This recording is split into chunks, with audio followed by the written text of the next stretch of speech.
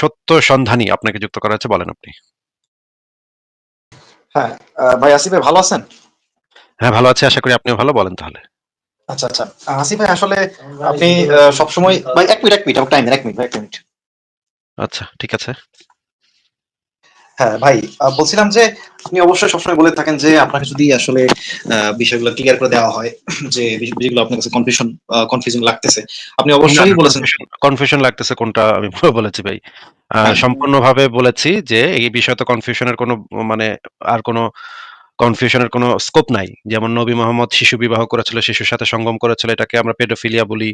তারপরে কাফেরদেরকে মেরে তাদের মা বেটিকে গনিমতের মাল এনে রেপ করতো আপনার নবী এবং আপনার সাহাবীরা। এটা তো একদম ক্লিয়ার কাট বলা আছে। এগুলা এখানে তো কোনো রাগ-ঢাকও করা হয় নাই। হ্যাঁ? এমন তো না যে লুকায় ছাপা একটু লুকায়, লুকায় বলবে তাও বলে নাই। হাদিস গ্রন্থ, হাদিসের যে ব্যাখ্যা গ্রন্থ, কোরআনের আয়াত, সেই সমস্ত তাফসীর, সিরাত এই সমস্ত জায়গায় একদম খুবই গর্ব সহকারে বলা আছে যে কাফেরদের মেরে তাদের মা বেটিকে গনিমতের মাল হিসেবে এনে আপনার নবী এবং তার সাহাবীরা রেপ করতো। ক্লিয়ার কাট কথা। এখানে কনফিউশনের কি আছে এটা তো আমি জানি না ভাই। এখানে আবার কনফিউশনের কি আছে? আমি কি কনফিউজড যে এটা কি নৈতিক নাকি অনৈতিক? না ভাই, আমি মোটেও কনফিউজড না এই বিষয়ে। এগুলা যে চরমভাবে অনৈতিক, অন্যায়, মানবতা বিরোধী অপরাধ, যুদ্ধাপরাধ, গণহত্যা। বানু কুরাইজা গোত্রের ৯০০ মানুষের গলা কাটছে একদিনে। এটা কি ভাই আমি কনফিউজড নাকি? না ভাই, আমি তো কনফিউজড না। আমার ভিতরে তো এই বিষয়ে কোনো কনফিউশনের কোনো স্কোপই নাই। যে এটা একটা আ সামষ্টিক শাস্তি, যেটাকে বলা হয় কালেক্টিভ পানিশমেন্ট। এটা তো সম্পূর্ণভাবে যুদ্ধাপরাধ এবং বনু কুরাইজা গোত্রের মেয়েদেরকে কি করছে? মেয়েদেরকে গনিমতের মাল হিসেবে বাজারে নিয়ে বিক্রি করছে এবং সেই টাকা দিয়ে ঘোড়া কিনছে এবং অস্ত্র কিনছে। বাচ্চা শিশুদেরকে কি করছে? দাস বানাইছে। মানে তাদেরকে নিয়ে বাজারে নিয়ে বিক্রি করছে। এখানে কি আমি কনফিউজড যে এটা কি নৈতিক নাকি অনৈতিক? Of course not. এইখানে কনফিউশনের কোনো স্কোপ, বিন্দুমাত্র কোনো স্কোপ নাই। যে এগুলা চরমভাবে মানবতা বিরোধী, চরমভাবে অন্যায়। মানে পৃথিবীতে যত বড় অন্যায় কাজ আছে সেগুলোর ভিতরে টপ যে অন্যায়গুলা সেগুলা নবী মোহাম্মদ করছে। মানে সে একজন অত্যন্ত অসৎ, অত্যন্ত নিকৃষ্ট ব্যক্তি ছিল। এই বিষয়ে তো আমার কোনো সন্দেহের কোনো অবকাশই নেই ভাই। আপনি যদি আমাকে বলেন যে এই বিষয়ে আমি কনফিউজড কিনা, না ভাই, কে বলছে আপনাকে? কবে বলেছি যে নবী মোহাম্মদ যে লুচ্চা ছিল, ধর্ষক ছিল, মানে যুদ্ধবাজ ছিল, ডাকাত ছিল? এই বিষয়ে তো আমার বিন্দুমাত্র কোনো সন্দেহ বা সংশয় বা কোনো কনফিউশন নাই ভাই। আপনি কিসের ব্যাপারে বলছেন একটু বলেন তো? আচ্ছা, আমি আসলে বোঝাতে চাচ্ছি যে হ্যাঁ, এই বিষয়গুলো আপাত দৃষ্টিতে হয়তো মনে হচ্ছে যে হ্যাঁ, মানে মানবতা বিরোধী বা অনৈতিক। বাট যদি এই বিষয়গুলো সঠিক, আপনার যে চিন্তাধারা, আপনি যেটা চাচ্ছেন যে নৈতিক হওয়া উচিত, তো সেই আলোকে, আপনার চিন্তার আলোকে যদি সঠিক ব্যাখ্যা দিতে পারে, আপনি যে অলরেডি না, বলেছেন যে আমরা আপনার না আমার ভাই, আপনার না আমার চিন্তার আলোকে, সেটা তো আমি বলি নাই ভাই। আমি বলেছি এই জিনিসগুলাকে কি আপনি অবজেক্টিভলি প্রমাণ করতে পারবেন যে এগুলা মানে ভালো কাজ? অবজেক্টিভলি মানে হচ্ছে গিয়ে যুক্তি প্রমাণের নিরিখে আপনি কি প্রমাণ করতে পারবেন? এখানে আমার কাছে ভাল লাগলো না কলিমুদ্দিনের কাছে ভাল লাগলো, নাকি কলিমুদ্দিন মনে করতেছে গনিমতের মাল হিসেবে মাইয়া আনতে পারলে তো ভালোই, রেপ করতে পারলে তো ভালোই, এর কাছে তো ভাল লাগতেছে ভাই। এটা তো আমি সাবজেক্টিভ ওপিনিয়ন তো আমি চাই নাই ভাই। এটা তো আমার যে বক্তব্য সেটা তো কোনো সাবজেক্টিভ ওপিনিয়নও না। আমার বক্তব্য হচ্ছে যুক্তি প্রমাণের নিরিখে একটা অবজেক্টিভ ক্লেইম, অবজেক্টিভ দাবি যে এইখানে মানবতা বিরোধী অপরাধ হইছে, যুদ্ধাপরাধ হইছে। এখন এটা আমি কিভাবে প্রুফ করব? প্রুফ করব এইভাবে, আমি যদি বলি যে আপনাকে যদি হিন্দুরা এসে আক্রমণ করে, আপনার আপনাকে হত্যা করে, আপনার আপনার চোখের সামনে আপনাকে হত্যা করে, আপনার সেই লাশের উপর দিয়ে আপনার বউকে, আপনার বোনকে এবং আপনার মাকে গনিমতের মাল হিসেবে নিয়ে যায়, আপনার মেয়েকেও গনিমতের মাল হিসেবে নিয়ে গিয়ে তারা যদি রেপ করে, বিধর্মীরা যদি এসে রেপ করে, তখন আপনার কাছে কি কাজটা নৈতিক মনে হবে? অফকোর্স আপনি বলবেন যে না, এটা তো চরমভাবে অনৈতিক হবে। আমাকে মেরে, আমার বাবাকে মেরে, আমার ভাইকে মেরে, আমাদের লাশের উপর দিয়ে আমাদের ঘরের মেয়েগুলাকে নিয়ে মানে তারা রেপ করবে, এটা কিভাবে নৈতিক হতে পারে? এটা কোনো দিক থেকেই নৈতিক হতে পারে না। এই যে আপনি তখন বুঝে যাবেন, যখন আপনার উপরে জিনিসটা এপ্লাই করা হবে, তখন আপনি বুঝে যাবেন যে এই জিনিসটা চরমভাবে অনৈতিক একটা কাজ। এই অবজেক্টিভ ইয়াটা আমরা করেছি। এইটা অবজেক্টিভলি ভেরিফাই করে আমরা দেখতে পারি যে এই কাজটা অনৈতিক। এখানে তো আমার নিজস্ব কোনো বক্তব্য বা আমার চিন্তা ভাবনা, আমার মতে কি, আমার কোনো মতামত সেটা আমি দিচ্ছি না ভাই। এটা অবজেক্টিভলি আমরা ভেরিফাই করতে পারি এবং আন্তর্জাতিকভাবে এটা স্বীকৃত। এটা আন্তর্জাতিকভাবে স্বীকৃত যুদ্ধাপরাধ। এতগুলা মানুষকে মেরে ফেলা, এটা আন্তর্জাতিকভাবে স্বীকৃত যুদ্ধাপরাধ। জাতিসংঘ জেনেভা কনভেনশন থেকে শুরু করে সমস্ত আন্তর্জাতিক আইন দ্বারা এইটা একদম পরিষ্কার যে নবী মোহাম্মদ বনু কুরাইজা গোত্রের সাথে যা করেছিল সেটা সম্পূর্ণ গণহত্যা ছিল। এটা তো আমি আমার ব্যক্তিগত মত দেই নাই ভাই। আপনি কি ব্যক্তিগত মতামত কোনটাকে কাকে বলে? আর আমি আপনি আপনি কি মনে করতেছেন এগুলো আমার ব্যক্তিগত মত দেই আমি নাকি এখানে এসে নাকি? না, না, না, আমি সেটা বলিনি, সেটা বলি নাই। আমি মূলত বলতে চাইছিলাম যে আপাতদৃষ্টিতে হয়তো মনে হচ্ছে বিষয়গুলা অনৈতিক বা মানবতাবিরোধী। বাট এর ভিতর আসলে প্রেক্ষাপট বা পটভূমি আ বুঝতে পারলে হয়তো তখন বিষয়টা আপনি ক্লিয়ার হবেন। আমি এটা মিন করতেছিলাম আসলে। তাহলে আপনি তাছাড়া আমাদেরকে প্রেক্ষাপট পটভূমি আপনি আমাদেরকে ক্লিয়ার করেন, তাইলে অসুবিধা কোথায়? আপনি যুক্তি দিয়ে প্রমাণ করেন। কিন্তু আপনি যদি বলেন যে, "ভাই আমার মনে হইতাছে ভাই এটা।" তাইলে মনে হইলে তো ভাই হবে না। আপনি যুক্তি দিয়ে প্রমাণ করতে পারলে করেন। অসুবিধা কি? না, না, এটা তো অবশ্যই না। আমার মনে হওয়ার উপর কিছু নির্ভর করে না।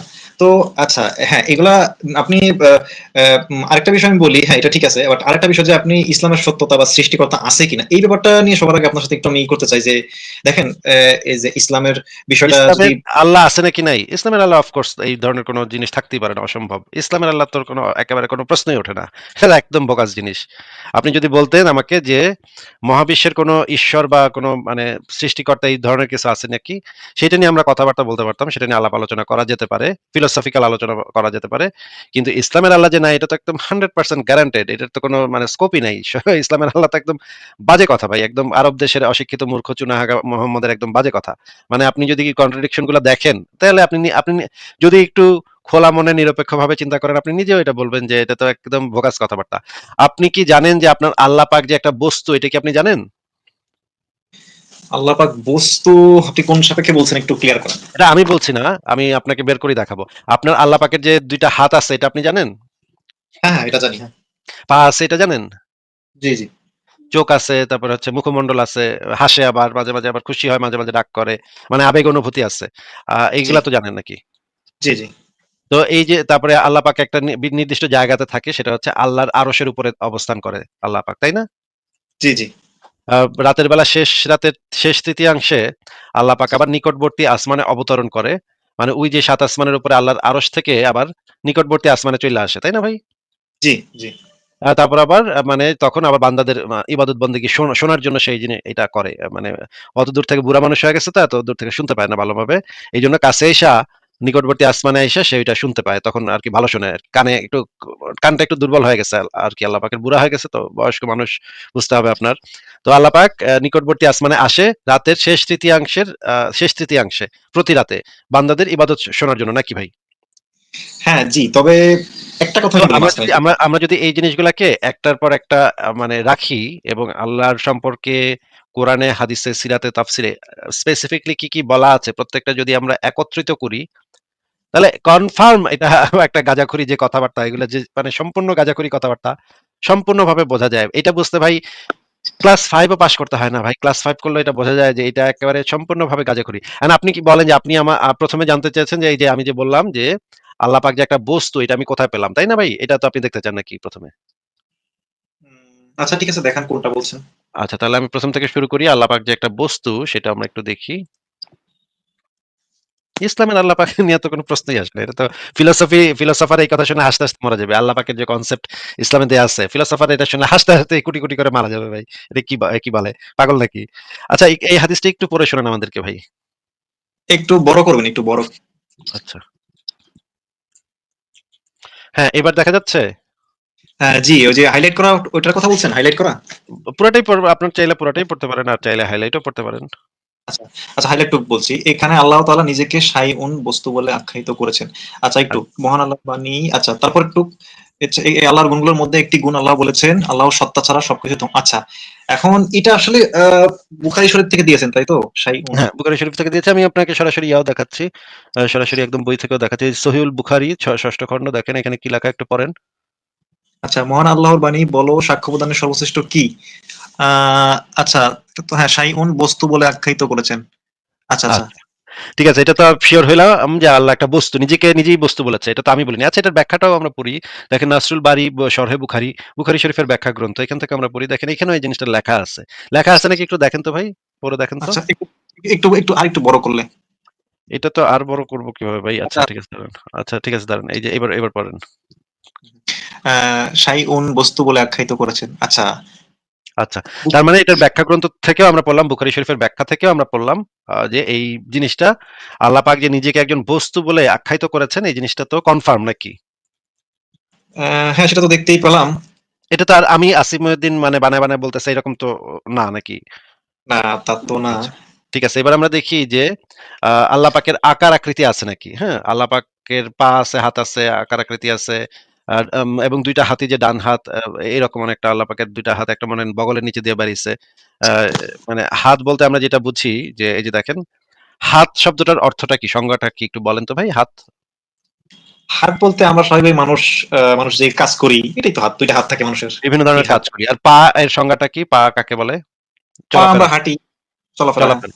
চলাফেরা করার জন্য পা দরকার হয়। পা শব্দটার সংজ্ঞাটার অর্থই হচ্ছে যেটা দিয়ে আমরা চলাফেরা করি। যেমন মাকড়সারও পা থাকতে পারে।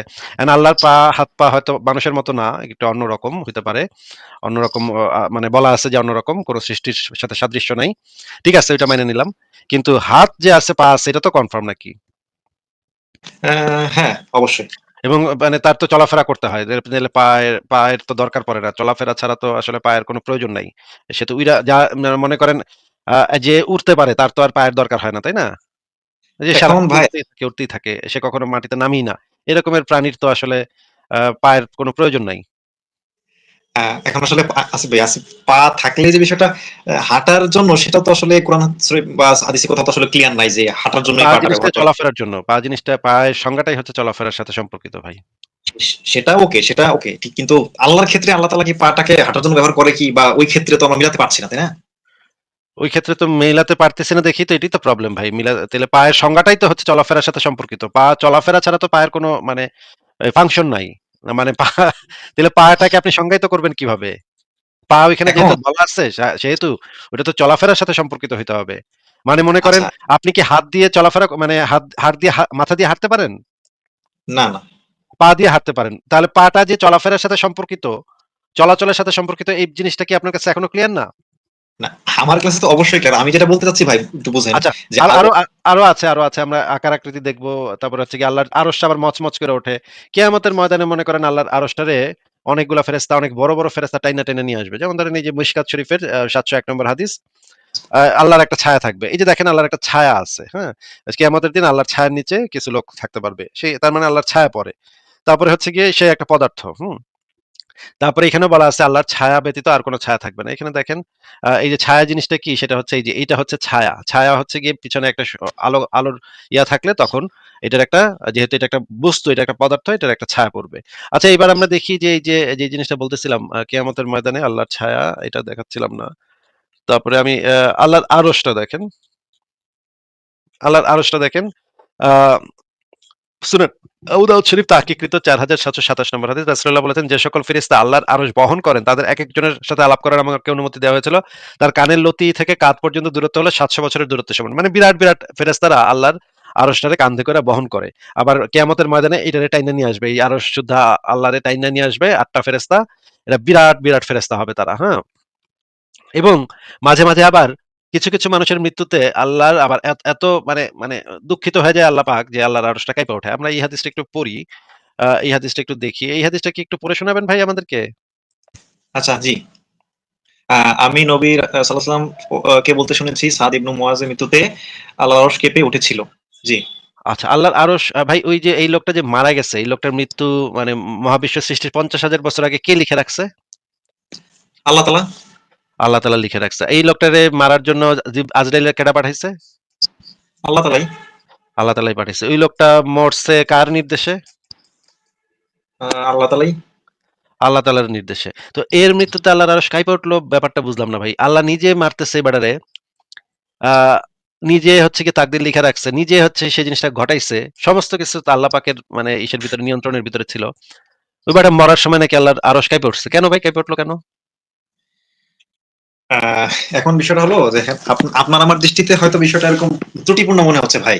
তো আল্লাহ তাআলার উপর আল্লাহ তাআলা তো আমাদেরকে ভাই আহ, আমরা তো আমাদের আপনার আমার দৃষ্টিকোণ থেকেই আমাদের জ্ঞান বুদ্ধি দিয়েই তো জিনিসগুলাকে যাচাই করব। আমরা তো আল্লাহর জ্ঞান দিয়ে আমরা নিজেরা যাচাই করতে পারব না জিনিসগুলো, তাই না? আমরা তো আমাদের এই কথা বারবার বলার আপনার মানে কি বুঝলাম না ভাই। আপনার দৃষ্টিতে আমার দৃষ্টিতে ভাই আমরা তো আমাদের জ্ঞান বুদ্ধি দিয়েই তো সমস্ত কিছু যাচাই করি। আমরা তো মানে কবুতরের বুদ্ধি দিয়ে তো আমরা কোনো কিছু যাচাই করতে পারবো না ভাই। কবুতরের বুদ্ধি তো আমাদের কাছে নাই। আল্লাহর বুদ্ধি আমার কাছে নাই, ফেরেশতার বুদ্ধি আমার কাছে নাই। আমার কাছে যেই বুদ্ধি, যেই জ্ঞান আছে সেটা আমার কাছেই আছে। সেটা দিয়ে আপনারও সেটাই আছে। আপনারও মগজ ততটুকুই, আমার যতটুকু ততটুকু। আমরা আমাদের জ্ঞান বুদ্ধি দিয়েই এটাকে যাচাই করে দেখতেছি। এখন আপনি আমাদেরকে বলেন যে এইটা কেন আল্লাহ পাকের মানে আরশ কেন কাঁইপা উঠতে গেল? আচ্ছা, এখন এই ক্ষেত্রে একটা বিষয় বলতে পারি যে দেখেন ভাই, আল্লাহ তাআলা তো মানুষকে একটা স্বাধীন ইচ্ছা শক্তি দিয়েছে। তো এখন এই না, লোকটা আল্লাহ যে পাক মানুষকে কোন স্বাধীন ইচ্ছাশক্তি দেয় নাই ভাই। মিথ্যা কথা। আচ্ছা, আমি আমি আপনাকে স্বাধীন একটু ইচ্ছা পরে প্রমাণ করব। একটু পরে প্রমাণ করব। আগে এটা একটু বলে নেন। আমি বলছি। হ্যাঁ, আপনি যেটা দেখেন আমি বুঝতে পারছি। আমি স্বাধীন ইচ্ছা শক্তি বলতে বুঝিয়েছি যে আ আমি আসলে আ আ যে ধরেন ধরেন ওই লোকটা চাইলে কিন্তু যুদ্ধ না করেও থাকতে পারত। না, কিন্তু সে পারত না, কিন্তু পারত না, পারত না। ইসলাম অনুসারে পারত না সে। এই হাদিসটা একটু পড়ে শোনান ভাই। হুম, পড়েন। আচ্ছা, একটু বড় করেন। এইটা বড় করা যাবে না ভাই। এটা আমি আমার স্ট্রিমিয়ার থেকে দেখাচ্ছি। একটু আপনি আঙ্গুল দিয়ে টান দিয়ে বড় করে পড়েন। দাঁড়ান। আচ্ছা। Among my people or among these people, the believers in free will be swallowed up and metamorphosed or pelted. আচ্ছা, হ্যাঁ, জাহান্নামে ফ্রি উইল এ বিশ্বাসীদেরকে কি করা হবে জাহান্নামে নিয়ে সেটা এখানে বলা হচ্ছে যে যারা ফ্রি উইল এ বিশ্বাস করে, আপনি যদি মুসলমান হওয়ার পরেও যদি ফ্রি উইল এ বিশ্বাস করেন জাহান্নামে নিয়ে আপনারা কেমনে পিটাবে, কেমনে কি করবে, আপনারা কেমনে গলাবে, আপনার শরীর কিভাবে পোড়াবে সেগুলো এখানে বর্ণনা করা আছে। তো আপনি বলতেছেন মানুষের ইসলাম অনুসারে কি মানুষের কোনো ফ্রি উইল আছে? আচ্ছা ভাই, এখন আমার একটা কথা যে এ, এইটা আসলে কোন প্রেক্ষাপটে বুঝিয়েছে যে এইখানে যেটা বলছেন আমি একটু আসলে যেকোনো প্রেক্ষাপটে এই যে এখানে বলা হচ্ছে the believer of free will, believers in free will এটা বলা আছে। এখানে যেকোনো প্রেক্ষাপটেই আপনি যদি ফ্রি উইলে বিশ্বাস করেন তাহলে বিলিভার অফ ফ্রি উইলদেরকে যেকোনো প্রেক্ষাপটেই হোক না কেন যদি একটা কথা বলা থাকে তাহলে তো সেটা বলা আছে। এখন ওই আচ্ছা, সময় মোহাম্মদ কি মোহাম্মদের পানির পিপাসা পাইছিল নাকি বিবির সাথে চুমাচুমি করতেছিল? কোন প্রেক্ষাপটে সে এটা বলছে সেটা তো ভাই দরকার নাই। এইখানে তো এখানে বলাই আছে যে the people the believers in free will এই কথাটা যেহেতু বলা আছে সেহেতু কথা তো স্ট্রেইট কাট, কথা তো সোজা। আচ্ছা, ঠিক আছে, এই বিষয়টা একটু আরেকটু ইয়ের বিষয় আমি বুঝতে পারছি আপনার কথা। আচ্ছা, কিন্তু ঠিক আছে। এটা এবার এই হাদিসটা একটু পড়ে শোনান তো ভাই। এই হাদিসটা একটু পড়ে শোনান তো ভাই। এখানে কি লেখা? আচ্ছা দাঁড়ান একটু ভালো ভার্সন দিচ্ছি। এটা একটু পড়ে শোনান ভাই। আচ্ছা, তার দ্বারা তার দ্বারা জান্নাতবাসী, হ্যাঁ এটা আমি জানি, হ্যাঁ এটা আমি জানি। তো এটা একটু ব্যাখ্যা করেন। ফ্রি উইল এর কথা যে বললেন এটা একটু ব্যাখ্যা করেন। আমি যে আল্লাহ এবং নবীকে প্রতিদিন এসে গালিগালাজ করি, মানে কটু কথা বলি, কটূক্তি করি, এইটা আমাকে দিয়ে কে করায় নিচ্ছে? আচ্ছা, বুঝতে পারছি ভাই। আসলে আমি এই ব্যাখ্যাটা নিজেও খুঁজতেছি, হ্যাঁ। আসলে হুম, বিষয়টা আমার কাছে একটু মানে আমি বলছি না যে অবিশ্বাস করি, কিন্তু আমি বলছি যে এটা আমিও আসলে ব্যাখ্যাটা খুঁজতেছি। হ্যাঁ, ব্যাখ্যাটা আচ্ছা ঠিক আছে খুঁজেন। তাহলে খুঁজে পাইলে আমাকেও জানায়েন, আমাদেরকে এসে জানায়েন। তো আমরা এই যে জায়গাগুলোতে দেখলাম যে আল্লাহ পাকের যে মানে বডি আছে, আল্লাহ পাকের একটা শরীর আছে। আল্লাহ পাক তার নফসের ভীতি প্রদর্শন করেছেন। আপনি পড়েছেন না কোরআনে আল্লাহ পাক তার নফসের ভীতি প্রদর্শন করেন? মানে তার বডির ভয় দেখায়। সে যে কত বড়, মানে বিশাল এটার যে ভয় দেখায় আল্লাহ পাক এটা জানেন আপনি? আল্লাহ পাক তার নফসের ভীতি প্রদর্শন করে মানুষকে। হ্যাঁ। জি। আচ্ছা, আমরা দেখি এই মানে আমরা এখন আরেকটু আলেমদের বক্তব্য শুনি। আলেমরা এই বিষয়ে কি বলে? কারণ আলেমদের বক্তব্যটাই তো এখানে গুরুত্বপূর্ণ। দেখি আমরা একটু শুনি আবু বকর জাকারিয়ার বক্তব্য শোনেন একটু। আল্লাহ তাআলা আদমকে তার আকৃতি সৃষ্টি করেছেন। বাক্যটার ব্যাখ্যা কি? আল্লাহ তাআলা আদমকে তার আকৃতি সৃষ্টি করেছেন। এই তার বলতে কাকে বোঝানো হয়েছে? এ নিয়ে আলেমদের মধ্যে দুটি মত আছে। একদল বলেন যে আল্লাহ তাআলা আদম আলাইহিস সালামকে তার সুনির্দিষ্ট যে আকার আল্লাহ তাআলা নির্ধারণ করেছেন, সে আকারে সৃষ্টি করেছেন আগে থেকে, যে এই আকারে আমি আদম বানাবো সেটা অনুসারে তিনি সৃষ্টি করেছেন। এইটা বললে কারো কোনো মাথা ব্যথা থাকে না। কিন্তু সমস্যা হচ্ছে এটা বললে মাথা ব্যথা থাকে আমাদের। কারণ হচ্ছে একটা সহিহ হাদিসে আসছে আল্লাহ তাআলা আদমকে সৃষ্টি করেছেন রহমানের, অর্থাৎ তার নিজস্ব আকৃতি সৃষ্টি করেছেন। এটা বলেছেন। এটা সহিহ হাদিস দ্বারা প্রমাণিত। সুতরাং আমরা মনে করি আল্লাহ তাআলা অবশ্যই আদমকে তার সূরতে সৃষ্টি করেছেন। আর সূরত আকৃতি বলতে পুরোপুরি বোঝায় যে আমরা উল্লেখটা করি না আকৃতিটা। মূলত আল্লাহ তাআলা আদমকে আর রহমানের নিজের সূরতে সৃষ্টি করেছেন। সূরতের একটা দিককে সূরত বললেই হয়। পুরো সমান সব রকম আসতে হয় না। যেমন রাসূলুল্লাহ সাল্লাল্লাহু আলাইহি ওয়াসাল্লাম বলেছেন যে জান্নাতে যারা যাবে তারা চাঁদের সুরতে যাবে। চাঁদের সুরতে যাবে। আচ্ছা, জান্নাতে যারা তারা কি হবে? আমরা সবাই জানি জান্নাতে যাবে তারা হবে ৬০ হাত লম্বা, ৭ গজ পুরু, একেকজন বড় বিরাট বিশাল দেহী মানুষ যাবে জান্নাতে। এরা হাদিস দ্বারা প্রমাণিত হয়েছে ৬০ হাতের কথা। আর কোন আসারে আসছে ৭ হাত মোটা হওয়ার কথাটা। যারা এরকম স্বাস্থ্যবান হবে সেরকম যাবে। তো এরা চাঁদের সুরত কি হিসাবে? সৌন্দর্যের দিক থেকে। সৌন্দর্যের দিক থেকে। ঠিক আল্লাহ তাআলা তার সুরতে সৃষ্টি করেছেন অর্থ হচ্ছে আল্লাহ তাআলার চেহারা আছে। তার তিনি শোনেন, তিনি দেখেন, তার হাত আছে, তার আঙ্গুল আছে, তার এই হাতের কবজি আছে, কাফ আছে, এটা বলা হয়। হ্যাঁ, একটু আছে, হাদিসে আসছে। আমাদের তো না, মত নাম শুধু বোঝানোর জন্য এটা, আল্লাহ মাফ করুক। তো হাতের কবজি আছে এবং তার পা আছে, পায়ের গোছা আছে, হাদিসে আছে। অর্থাৎ আল্লাহ তাআলা আদমকে সৃষ্টি করেছেন এইগুলি দিয়ে, অর্থাৎ কোনো একটা দিক যেগুলো মিল ঘটে আদম সন্তানকে এগুলো দিয়েছেন, যেগুলো অর্থগত মিল, শব্দগত মিল আছে, অর্থ দিক থেকে এক না, শব্দের মিল আছে। সেই হিসেবে আল্লাহ তাআলা আদমকে সৃষ্টি করেছেন। এটাই হচ্ছে এটা আদমকে আল্লাহর সূরতে রহমানের সূরতে সৃষ্টি করার অর্থ। এটাকে আমরা অর্থ করবো। আকার আকৃতি যদি না বলি, কারণ আকার আকৃতি বলতে এক হুবহু কোনো কিছুকে দিয়ে আকার আকৃতি বলা হয়। এটা হাদিস বাধ্য নয়, কারণ সূরত বলতে যেমন আমরা দেখেছি যে যারা জান্নাতে যাবে তারা চাঁদের সূরতে, হাদিসে আসছে একেবারে পূর্ণ 14 তারিখের অর্থাৎ পূর্ণিমা চাঁদের সূরতে যাবে। দ্বিতীয় যারা যাবে তারা একটা উজ্জ্বল আলোক সূরতে যাবে। এই সূরত তো কি সৌন্দর্য দিক থেকে। তো কোনো একটা দিক মিললে সেটাকে সূরত বলা যায়। কিন্তু আকৃতি বললে, আকার আকৃতি বলে পুরো একটা সম্পূর্ণ অবয়বটাকে বলা হয় আকার আকৃতি। সেটাকে বলা হয়নি। এজন্য সূরত বলবেন, যেটা হাদিসে আসছে খালাকাল্লাহু আদম আলা সূরতিহি, অন্য হাদিসে আসছে খালাকাল্লাহু আদম আলা সূরাতির রহমান, সরাসরি হাদিসে আসছে। তো সুতরাং বোঝা গেল যে এই ব্যাখ্যা এটা যেটা আমরা বলেছি, এখানে কখনো এটা বোঝার কোনো কারণ নেই যে আদম আলাইহিস সালাতু ওয়াস সালাম পুরোপুরি নাউজুবিল্লাহ আল্লাহ তাআলা পুরো আকার আকৃতি নিয়ে আসছে, এটা কিন্তু বলা হয়নি। আকার আকৃতি বোঝানো হয়নি, শাকল বলা হয় না, পুরো শাকল যেটাকে বলা হয় পুরোপুরি সেটা বলা হয়নি, বলা হয় সূরা। আর সূরা হচ্ছে একটা দিক, যে দিকটা যে কোনো একটা দিককে মিলিয়ে আল্লাহ তাআলা আদমকে সৃষ্টি করেছেন রহমানের সাথে মিলিয়ে, তার যে সমস্ত গুণ সত্তাগত গুণ আছে এগুলো কিছু কিছু মিল দিয়ে আল্লাহ তাআলা আদমকে সৃষ্টি করেছেন। এটা আমরা দেখি আলহামদুলিল্লাহ। যে আপনি এই জন্য দেখেন যে অনেক আছে, প্রাণী আছে যেগুলো আপনি চেহারা পাবেন না, যেগুলো আচ্ছা, আমরা দেখলাম, মোটামুটি আমরা বুঝলাম যে আল্লাহ পাকের কি আছে সেগুলো আমরা মোটামুটি বুঝলাম এখান থেকে। যে দেখেন এখানে বলা আছে আদমকে নিজ আকৃতিতে, আল্লাহ পাক আদমকে নিজ আকৃতিতে সৃষ্টি করেছেন। এই জিনিসটা হাদিসে পরিষ্কার বলা আছে। ইয়া ভাই, সত্য সন্ধানী ভাই, আপনি এবার আমাদেরকে বলেন যে আপনার যে আল্লাহ পাকের তো এই ক্যারেক্টার নাকি, মানে বৈশিষ্ট্যগুলো আমরা জানতে পারলাম যে হাত পা মাথা আবেগ অনুভূতিও আছে। ওই যে যেই হাদিসটা পড়লাম আমরা যে সাদ ইবনে মুয়াজ্জের মৃত্যুতে আল্লাহ পাক মানে কষ্ট পায়, তার আরশ নাকি কাঁপে উঠছিল, এতই কষ্ট পাইছে। মারছে আল্লাহ, কিন্তু মানে তাকদিরেও লেখছে আল্লাহ, নির্ধারণও করছে আল্লাহ, মারছে, সবকিছু করছে আল্লাহ, কিন্তু আল্লাহর আরশ নাকি কাঁপে উঠছে। ভাই, ফাইজলামির একটা সীমা আছে ভাই। এবার আপনি একটু বলেন তো যে আপনার মনে হয় যে এইটা একটা বস্তুগত আল্লাহ, আহ তাহলে এই আল্লাহ যদি একটা বস্তুগত হয়, সে যদি একটা বস্তু হয়, তাহলে তো তার বডিটা কোনো কিছু পদার্থ দিয়ে তৈরি, তাই না সত্য সন্ধানী ভাই?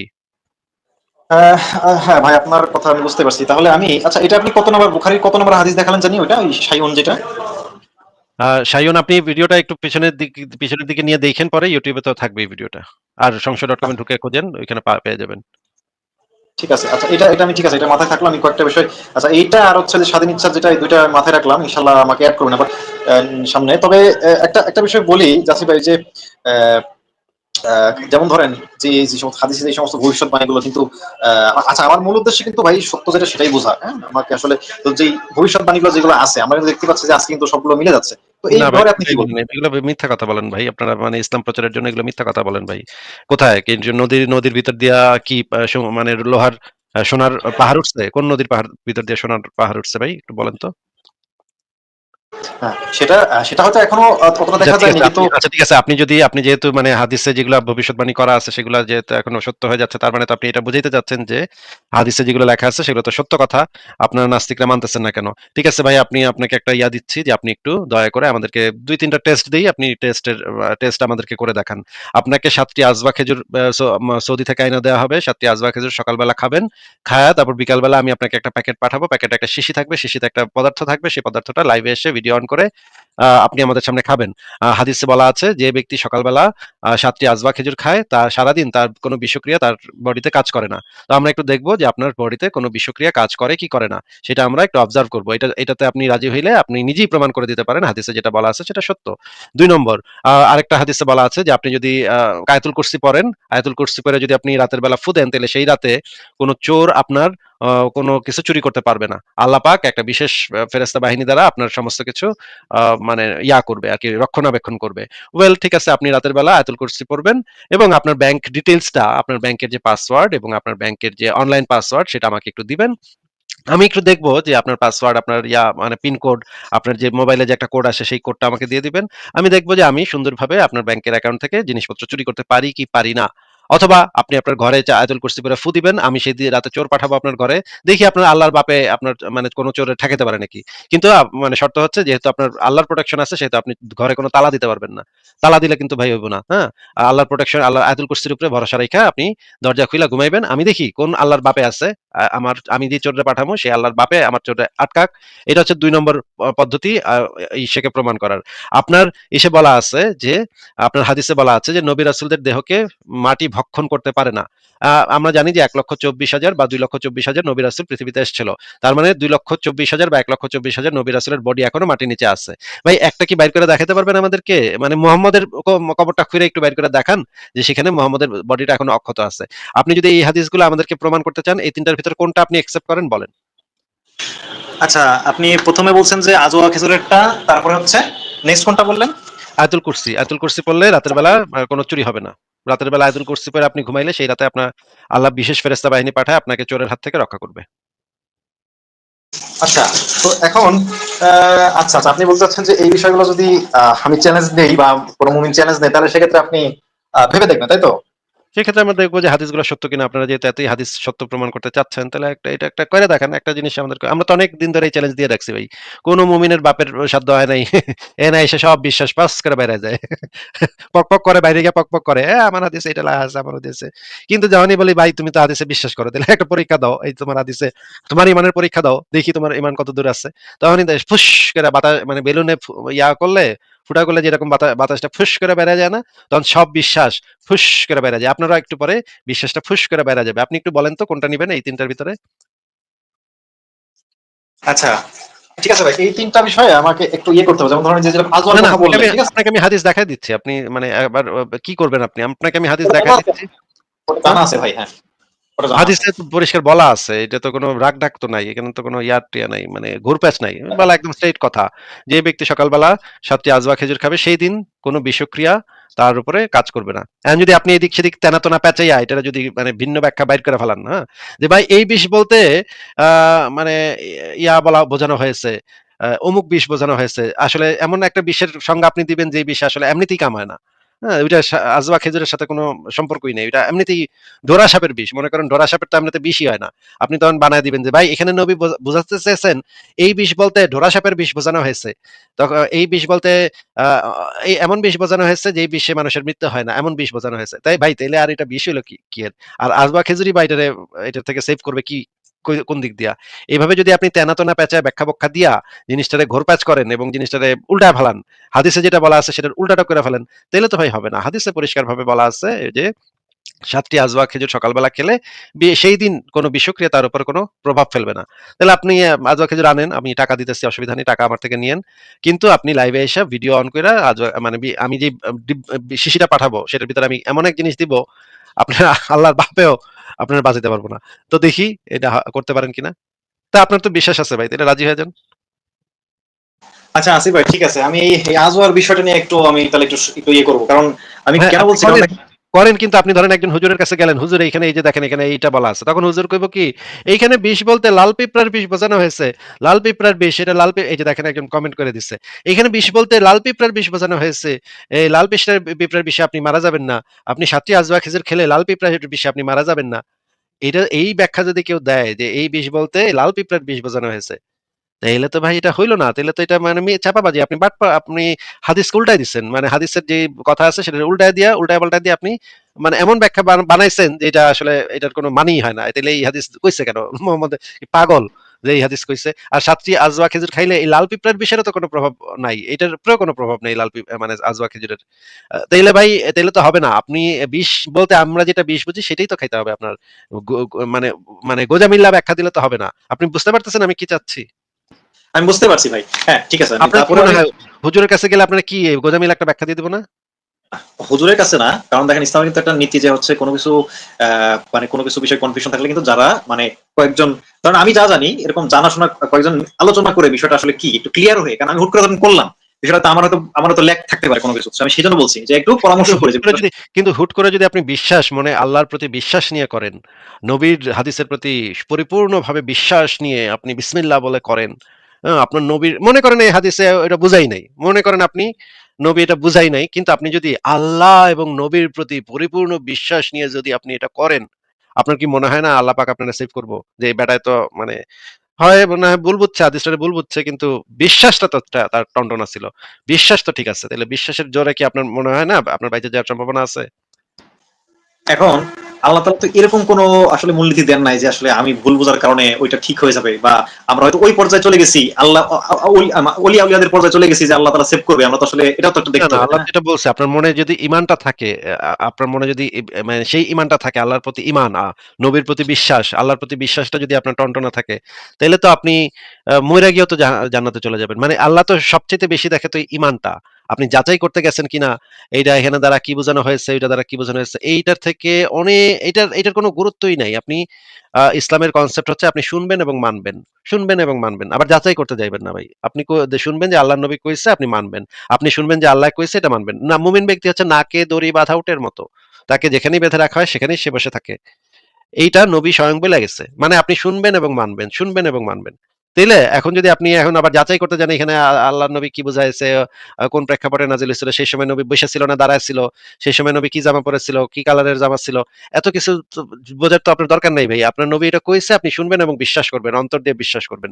তাহলে বিশ্বাস যদি আপনি করেন, ইসলামে তো বিশ্বাসটাই হচ্ছে সবচেয়ে গুরুত্বপূর্ণ, ইমানটাই তো হচ্ছে সবচেয়ে, ইমান এবং আকীদা এই দুইটাই তো হচ্ছে গিয়ে ইসলামের মূল ভিত্তি, তাই না ভাই? নাকি যুক্তি প্রমাণ দিয়ে যাচাই করা? অবশ্যই অবশ্যই। হ্যাঁ কোনটা ঠিক আছে, ঠিক আছে, কোনটা আজওয়ার বিষয়টা। হ্যাঁ, কোনটা যুক্তি প্রমাণ নাকি ইমান? ইমান, অবশ্যই ইমান। তো ইমান। ইমানটা তো তাহলে ইমানটা তো আপনার আছে, ইমানটা তো দেখাই যাচ্ছে আপনি ইমান দিয়ে মানে নবীর হাদিসে বিশ্বাস করে ইমান নিয়ে খায় ফেললেন। তাহলে তো ইমানটা তো থাকলো, তাহলে তো আপনি তো মরে গেলেও তো আপনি জান্নাতে চলে যাচ্ছেন, তাহলে অসুবিধা কোথায় আমি বুঝতেছি না। না, আমার এখানে এটা হচ্ছে যে আমি বলছি যে যেহেতু হাদিসে বলা আছে যে এটা খেলে কোনো বিষ-টিস কোনো ইয়ে ক্রিয়া করবে না। কিন্তু তারপরেও আমি জাস্ট একটু বিষয়টা একটু, আপনি আপনার যেহেতু কি বলছেন যে মনে একটু সন্দেহ সন্দেহ লাগতেছে নাকি? নবী তো কইছে কিন্তু নবী তো মরে গেছে, নবী তো নিজেই মরছে বিষ খায়া, আমি এখন খাই কেমনে? নবী বেড়ায় তো নিজেই মরছে বিষ খায় কোথায় কোথায়, আমি এখন খাই কেমনে? আপনার মনে একটু সন্দেহ এসে গেছে নাকি? আপনার ইমানটা এত পোক্ত না নাকি, এটা বলতে চাচ্ছেন? সন্দেহ না, সন্দেহ না। আমি মানে আপনার মনে হইতেছে কি না কি হয় না না হয় কি ভাই ভাই বাইরে ভাই, আসিফ মহিউদ্দিন কি শিশি পাঠায় এটার ভিতরে কি না কি আছে, ওইটা খামু না ওরে ভাই রে ভাই, ডর লাগে ভাই। আপনার মনে একটু ডর লাগতেছে নাকি? নবীর হাদিস থাকার পরেও, নবীর সরাসরি হাদিস থাকা, সহি হাদিস থাকার পরেও, বুখারী মুসলিমের হাদিস থাকার পরেও আপনার মনে একটু ডর লাগতেছে নাকি? আমার কোনো ডর না। বিষয়টা হচ্ছে যে আমি জাস্ট বিষয়টা না থাকলে আমার অসুবিধা কি? আর এর থেকে বেশি জানার দরকার কি ভাই আপনার? আপনার যাচাই করতে যাবেন কেন? যদি আপনি আচ্ছা, একদম কনফার্ম হন আপনার নবীর মুখের থেকে বাইরেছে তো সত্য কথা। নবীর মুখের থেকে বাইরেছে, নবী বইলা গেছে এটা। সে কিন্তু নিজে থেকে কোনো কথা বলে না। আল্লাহ তাকে যেটা বলে সেটাই সে শুধুমাত্র বলে। এটা নবীর হাদিসে বলা আছে। আমি আপনাকে সেই হাদিসে বের করে দেখাইবো। নবী নিজে থেকে বানায় কিছু বলে না। আল্লাহ যেটা তাকে বলায় সেটাই সে বলে শুধুমাত্র। তাইলে? এই কথাটা তো আল্লাহরই কথা। আপনি আল্লাহর কথা মানে নিয়ে আবার যাচাই করতে যাবেন হুজুরের কাছে। মানে হুজুর ভাই আপনি তো জানেন ভাই, আপনি আমারে কোন তো এখানে হুজুর এখানে কি বোঝানো হয়েছে? ভাই আল্লাহ যেখানে পরিষ্কারভাবে বলে দিচ্ছে সেখানে আপনি কেন আবার আরেকজন থার্ড পার্টির কাছ থেকে জানতে যাবেন?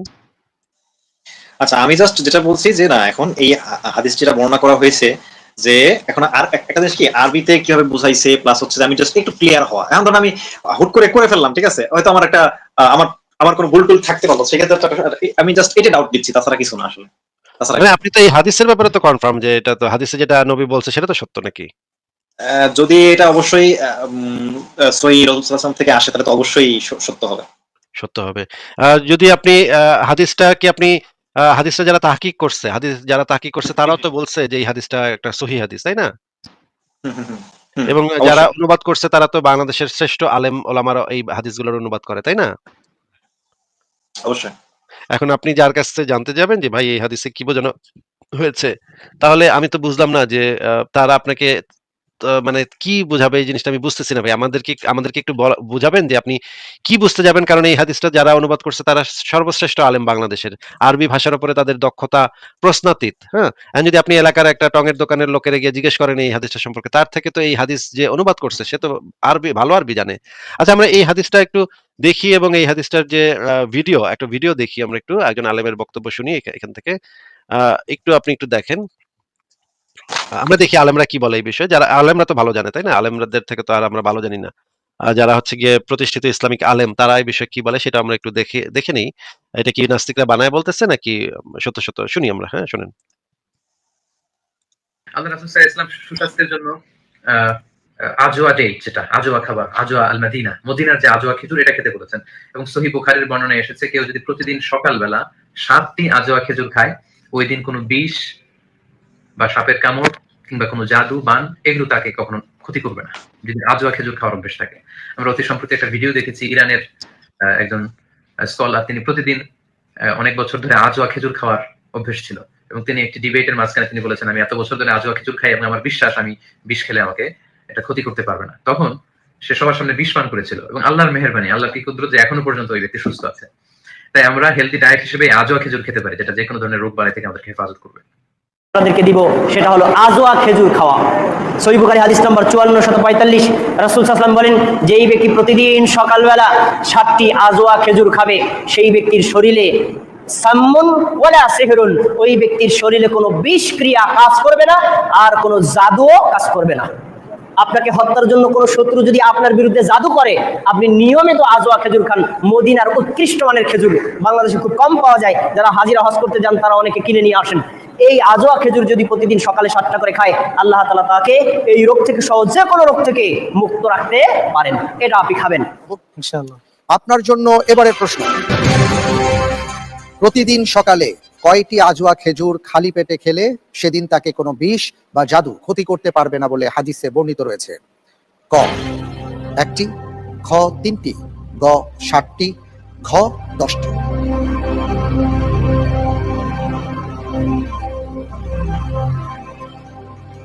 জি ইনশাআল্লাহ, আল্লাহর উপর ভরসা করে উত্তর নিচ্ছি গ 7টি 7টি ইনশাআল্লাহ।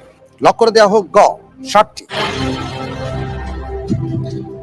আমি দেখতে পাচ্ছি যে আপনি যে উত্তরটি দিয়েছেন 7টি খেজুর বা গ, আপনার উত্তরটি সঠিক হয়েছে। আলহামদুলিল্লাহ। আলহামদুলিল্লাহ। জি, আচ্ছা, কি সুন্দর হাসি।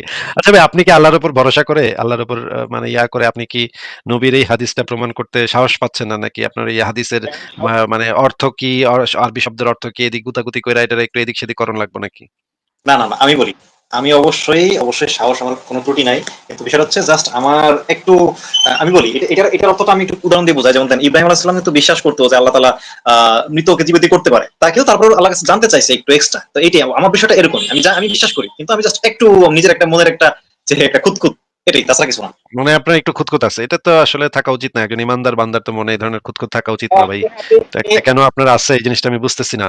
আপনার তো সিনা টান করে বলা উচিত যে আল্লাহর নবী কইছে তো কইছে, আমি দরকার হইলে আল্লাহর নবীর মান রক্ষার জন্য আমি দরকার হইলে 7 বার মরবো, দেন আমারে, দেন যা আছে দেন, আপনি নিয়ে আসেন, আমাদের 7টা আজওয়া খেজুর দেন, আমি সকালবেলা খাইয়া আপনার দেখাই দিমু। আপনার তো এইভাবে ইমানি জোশটা কোথায় ভাই? আপনার ভিতরে তো সেই যে খালিদ বিন ওয়ালিদের ভিতরে যে ইমানি জজবাটা ছিল, যে জোশটা ছিল, সেটা কোথায়? কোথায় আপনারা মুমিন? কোথায় আপনারা মানে দিনের সেবক? কোথায় আপনারা দায়ী আল্লাহ? কোথায়? কোথায় সেই মুসলমান? ভাই ছি, ছি ভাই, আপনারা জিহাদ করবেন কেমনে ভাই? এই রকমের ইমানে এরকম লড়বড়া থাকলে আপনারা কেমনে জিহাদ করবেন ভাই? এখন ভাই আপনি বলতে পারেন যে হ্যাঁ আমাদের অবশ্যই মানে কমতি অবশ্যই আছে, তো নিজেও স্বীকার করি, কিন্তু বিষয়টা হচ্ছে যে আপনি বলছেন যে এই চ্যালেঞ্জ নিতে পারলে তখন আপনি ভেবে দেখবেন, ঠিক তাই তো? এইগুলো যদি একটু হাসাহাসি করতাম আর কি আপনাদেরকে নিয়ে। দেখতাম এক মুমিন কত কত কত কত করে ইয়া হয়ে যাচ্ছে, তখন আমরা একটা হাসাহাসি করতাম। কি ব্যাককল, কি বেকুবের বেকুব। আজবা কিছুর খায়া, তারপরে সে বিষ খায়া টাসকি আচ্ছা, খায় গেছে। মানে অক্কা আপনি পায়ে গেছে, হ্যাঁ? পটল তুলছে। আমরা একটা পান করতাম ভাই। আপনার কি মনে ঠিক হয় আমরা এগুলা আপনাদের এই সমস্ত হাদিস-হাদিস আমরা সিরিয়াসলি নেই? আমরা সিরিয়াসলি নেই না ভাই। আমরা হাসাহাসি করি এগুলো নিয়ে। এবং এই যে যারা এগুলা বিশ্বাস করে তাদের বলদাবি নিয়ে আমরা ঠাট্টা মশকরা করি। হ্যাঁ? আমরা এগুলা আছে। সিরিয়াসলি নেই না ভাই। সরি, আমরা এই সমস্ত হাদিসকে আমরা সিরিয়াসলি কোন ইসের ভিতরেই নেই না ভাই। কি বলেন আপনি? আপনার কি মনে হয় আমরা এই হাদিসগুলারে সিরিয়াসলি নিব? আপনার জেনুইনলি মনে হয় আমরা এই সমস্ত জিনিস আমরা নিয়া আমরা সিরিয়াসলি মনে করি যে আপনি বাইচা থাকবেন এবং আমারে বলবেন, তখন আমি চিন্তা করে দেখবো যে হাদিসটা নবী সঠিক বলেছেন, আমি ভুল বলেছে। আপনার সিরিয়াসলি এটা মনে হয়? আপনারা তো ভাই ফান করি এগুলা নিয়ে। আচ্ছা আসিফ ভাই, ঠিক আছে, আমি আপনার সব বুঝছি, কিন্তু আমি জাস্ট আপনি এটা টেস্ট করার জন্য।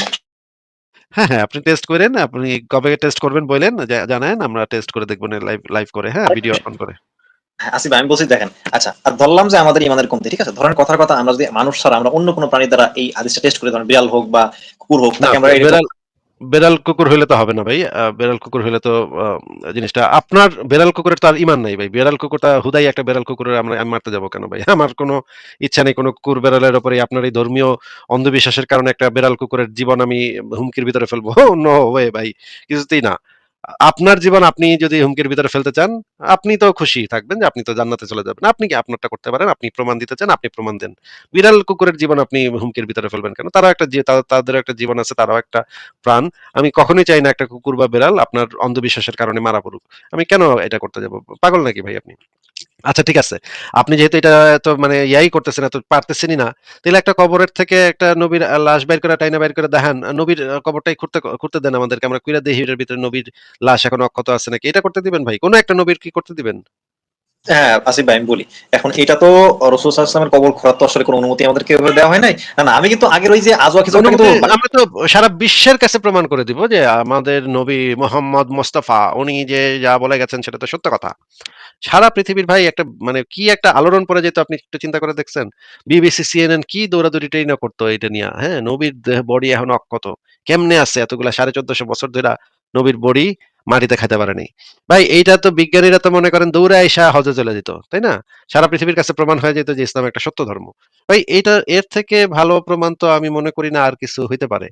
আ আপনি আপনার সৌদি আপনি আপনি মানে সৌদি সরকারকে রাজি করান যে এটা সারা পৃথিবীর কাছে প্রমাণ করে দাও। ভাই সবাই তো জান্নাতে চলে যেত। তখন সবাই ইসলাম কবুল করত, জান্নাতে চলে যেত। সবাই মিলেমিশে আমরা জান্নাতে যাইতাম। অসুবিধা কি ভাই? এটা করতেছেন না কেন বলেন তো? এটা তো আমাদের এই অনুমতিটা দেওয়া হলে সেটা একটা কি সন্ত অনুমতি দেওয়া হয়নি?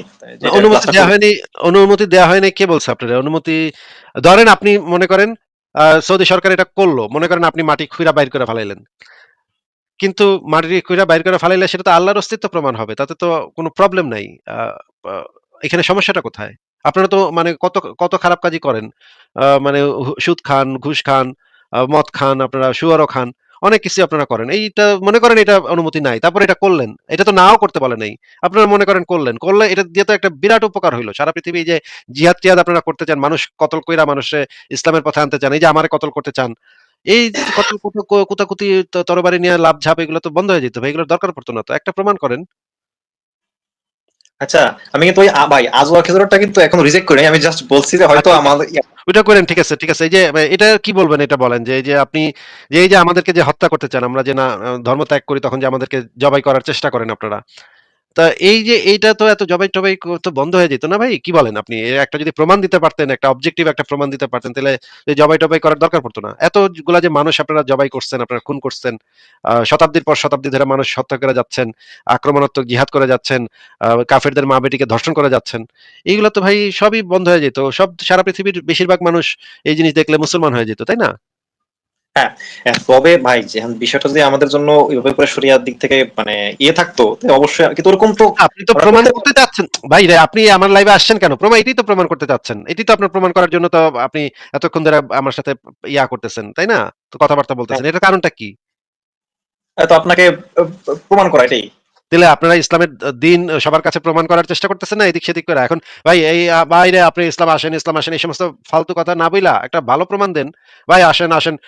ইসলামে আসেন, ইসলাম ভালো, ভালো, ভালো, আমার নবী ভালো, ভালো, ভালো। এই সমস্ত ফালতু কথাবার্তা না বইলা একটা প্রমাণ নিয়া এটা তো একটা ভ্যালিড প্রমাণ হইতো। আপনার কাছে কি মনে হয় না এটা একটা ভ্যালিড প্রমাণ হইতো? অবশ্যই, অবশ্যই ভাই। আচ্ছা আরেকটা এরকমই একটা সিমিলার একটা কথা বলি। যেমন ওই যে যদি আপনি হয়তো বলবেন যে প্রমাণ দেন। আচ্ছা আমি তারপরে বলি এটা আসলে একজন না আমি অনেক লোকের আমার মুমিন ভাইদের কাছে শুনেছি যে আসলে হয়তো একজন অতি আল্লাহ পরহেজগার লোক সে মারা যাওয়ার অনেক বছর পরে তার কবর খুঁড়ে দেখা গেল তার লাশ অক্ষত পাওয়া গেছে। হ্যাঁ, আমি এটা ঠিক আমি আসলে পরীক্ষা করে বলতে দেখান, পারব না। পরীক্ষা করে দেখান, পরীক্ষা করে দেখান হ্যাঁ, এরকম যে পাওয়া গেছে। হ্যাঁ, হ্যাঁ, এটাই বললাম। তো এই মুহূর্তে হয়তো আমি বলতে পারছি না। কিন্তু আমি এটা একজন না আমি অনেকের কাছে শুনেছি যে এরকমটা তার ভাই এটা লাশ অক্ষত। ভারতে হয়। এরকমের ঘটনা ভারতে ঘটে, এরকমের ঘটনা পৃথিবীর বিভিন্ন দেশে ঘটে। যদি সেই জায়গাটাতে যেখানে তাকে কবর দেওয়া হয়েছে সেখানে যদি পর্যাপ্ত আ আ পানি এবং পর্যাপ্ত বাতাস না থাকে, যেই ব্যাকটেরিয়াগুলা এই জিনিসগুলাকে মানে করে, সেইখানের মাটির কিছু আ উপকরণ লাগে। সেই উপকরণগুলা যদি না থাকে মাটিতে তখন দেখা যায় সেটা দীর্ঘদিন ধরে অক্ষত থাকতে পারে কিছু, কিছু ক্ষেত্রে। মাটির কোয়ালিটির উপরে অনেকখানি নির্ভর করে এবং সেই মাটিতে যেই পানি আছে সেই পানির কোয়ালিটির উপর নির্ভর করে অনেক কিছু। সেটার বিভিন্ন ক্ষেত্রে এটা দ্রুত হয়, বিভিন্ন ক্ষেত্রে এটা ধীরে, ধীরে হয়। কিন্তু পৌঁছবে এটা বিষয়টা কনফার্ম। কিন্তু এই ঘটনা তো শুধুমাত্র এমন না যে শুধুমাত্র মুসলমানের ক্ষেত্রে তাইলে তো মুসলমানের লাশ শুধুমাত্র এরকম হওয়ার কথা। কিন্তু এই ধরনের ঘটনা তো পৃথিবীর বিভিন্ন দেশে বিভিন্ন সময় ঘটে। তাহলে তো মানে কাফেরদের ক্ষেত্রে এটা ঘটে কেমনে? আপনি কি বলতে চাচ্ছেন যে এটা শুধুমাত্র মুসলমানদের ক্ষেত্রেই ঘটে? অন্য কোন ধর্মের অনুসারীদের ক্ষেত্রে এটা ঘটে না? তাইলে আপনি আমাদেরকে একটু সায়েন্টিফিক ডেটা দেখান, যেখানে আমরা সেই জিনিসগুলা দেখলে বুঝতে পারবো যে এই ধরনের ঘটনা শুধু মুসলমানের লাশের ক্ষেত্রে ঘটে, অন্য কারো ক্ষেত্রে ঘটে না। একটু দেখান ভাই। আচ্ছা হ্যাঁ, এটা আসলে এই মুহূর্তে অবশ্য সায়েন্টিফিক ডেটা দেখাতে পারছি না। এটা ঠিক আচ্ছা বলেছেন। আপনি কিন্তু একটু তাহলে আপনি একটু মানে ChatGPT করতে পারেন? আপনি তো ডেস্কটপে আছেন নাকি ফোনে? এই মুহূর্তে ফোনে আছি ভাই। আচ্ছা তাহলে আপনি একটু ChatGPT তে জিজ্ঞেস করবেন এই কোয়েশ্চেনটা জিজ্ঞেস করে বলবেন আমাকে কিছু ডেটা দাও যে এটা শুধুমাত্র মুসলমানদের ক্ষেত্রে ঘটে, অন্য কোন ধর্মের মানুষের ক্ষেত্রে ঘটে না।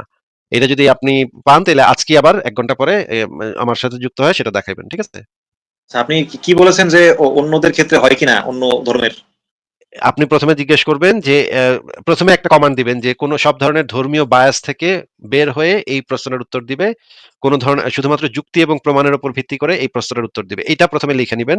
কারণ হচ্ছে যে এই জিনিসটা করে চ্যাট জিপিটি যেটা করে, আমি আপনাকে এই যে প্রাইভেট চ্যাটে লিখে দিচ্ছি এই কমান্ডটা দিলে আচ্ছা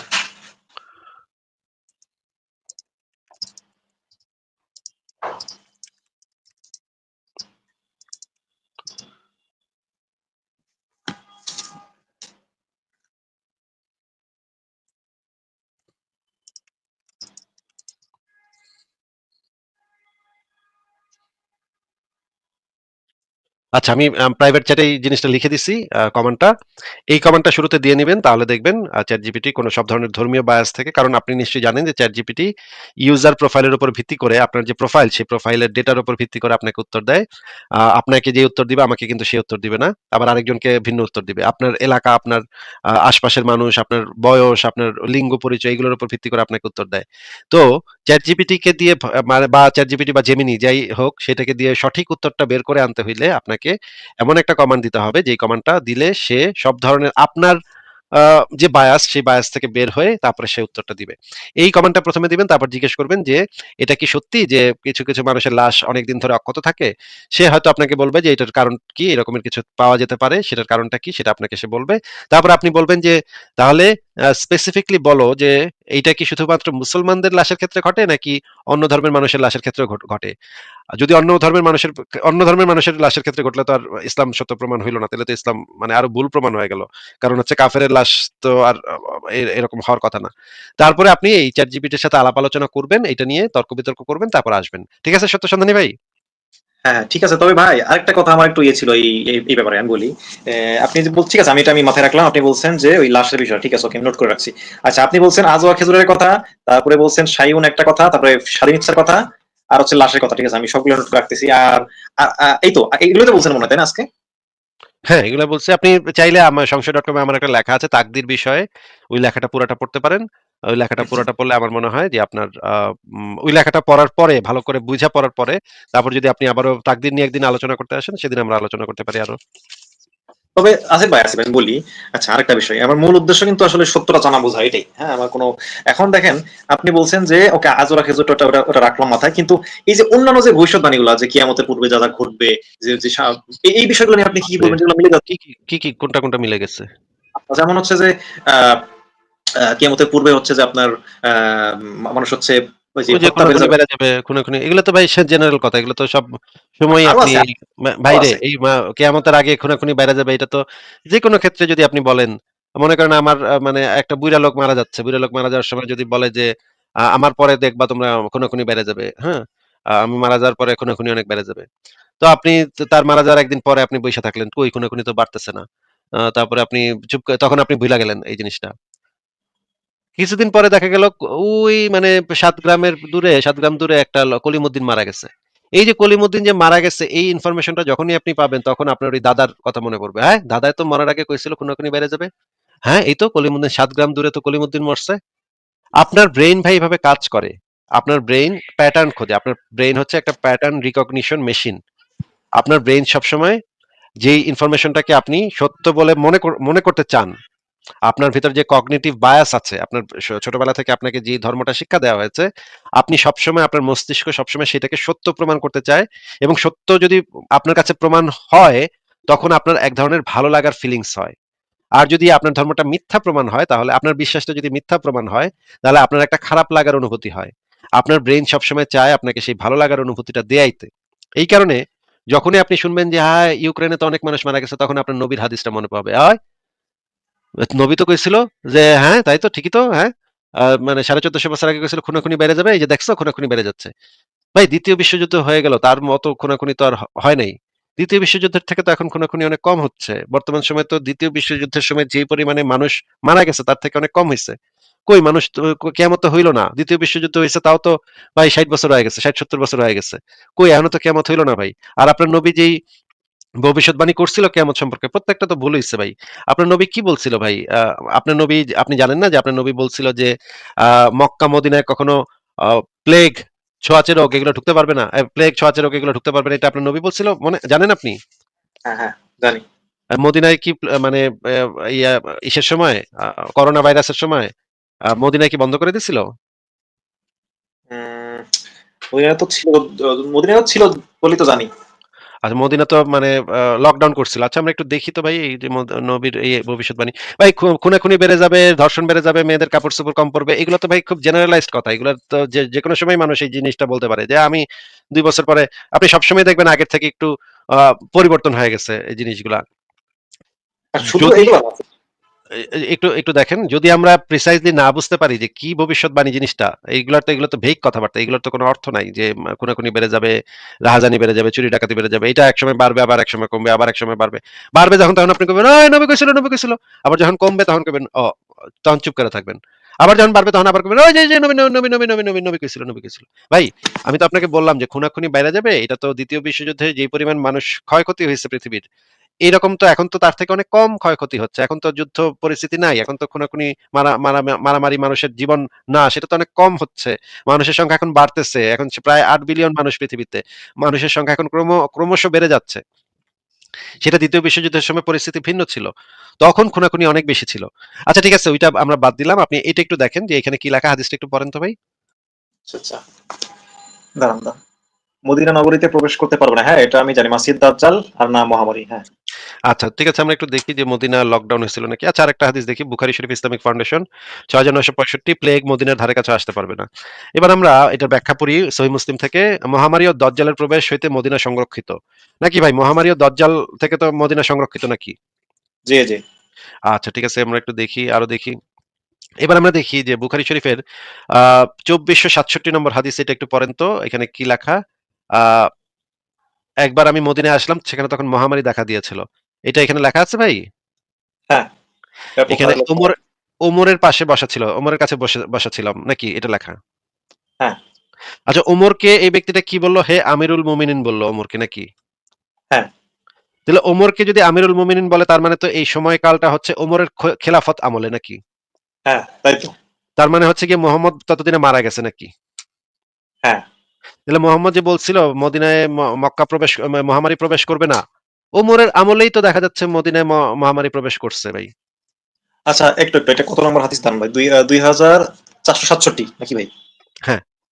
আচ্ছা, ঠিক আছে। হ্যাঁ, ওকে, ডান। কি ডান? আমি তো বুঝলাম না, আপনি কি ডান করলেন? মানে আমি নোট করে রাখলাম আরকি, যে আপনি এটা ক্লিয়ার করার জন্য নোট করে রাখলাম আরকি। আচ্ছা, ঠিক আছে। এই যে এখন মানে গোঁজামিল দিবে আপনার মুমিনরা, গোঁজামিল দিবে। না, এখানে মহামারী বলতে মহামারী বোঝানো হয় নাই। এখানে ইন্দুর থেকে যে মহামারীটা না সেটা বোঝানো হয়েছে। এই টাইপের গোঁজামিল দিবে। আচ্ছা, গোঁজামিল আপনি নিয়ে আসেন। পরের লাইভে নিয়ে আসেন। এবার আমরা বিবিসির একটা নিউজ দেখি। আ এখানে কি লেখা ভাই? একটু পড়েন তো।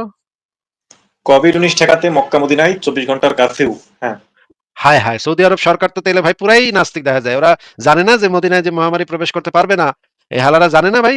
কি ওরা কাফের নাকি ভাই? কি কয় ভাই? ওরা কেন কারফিউ কেন দিছে ভাই?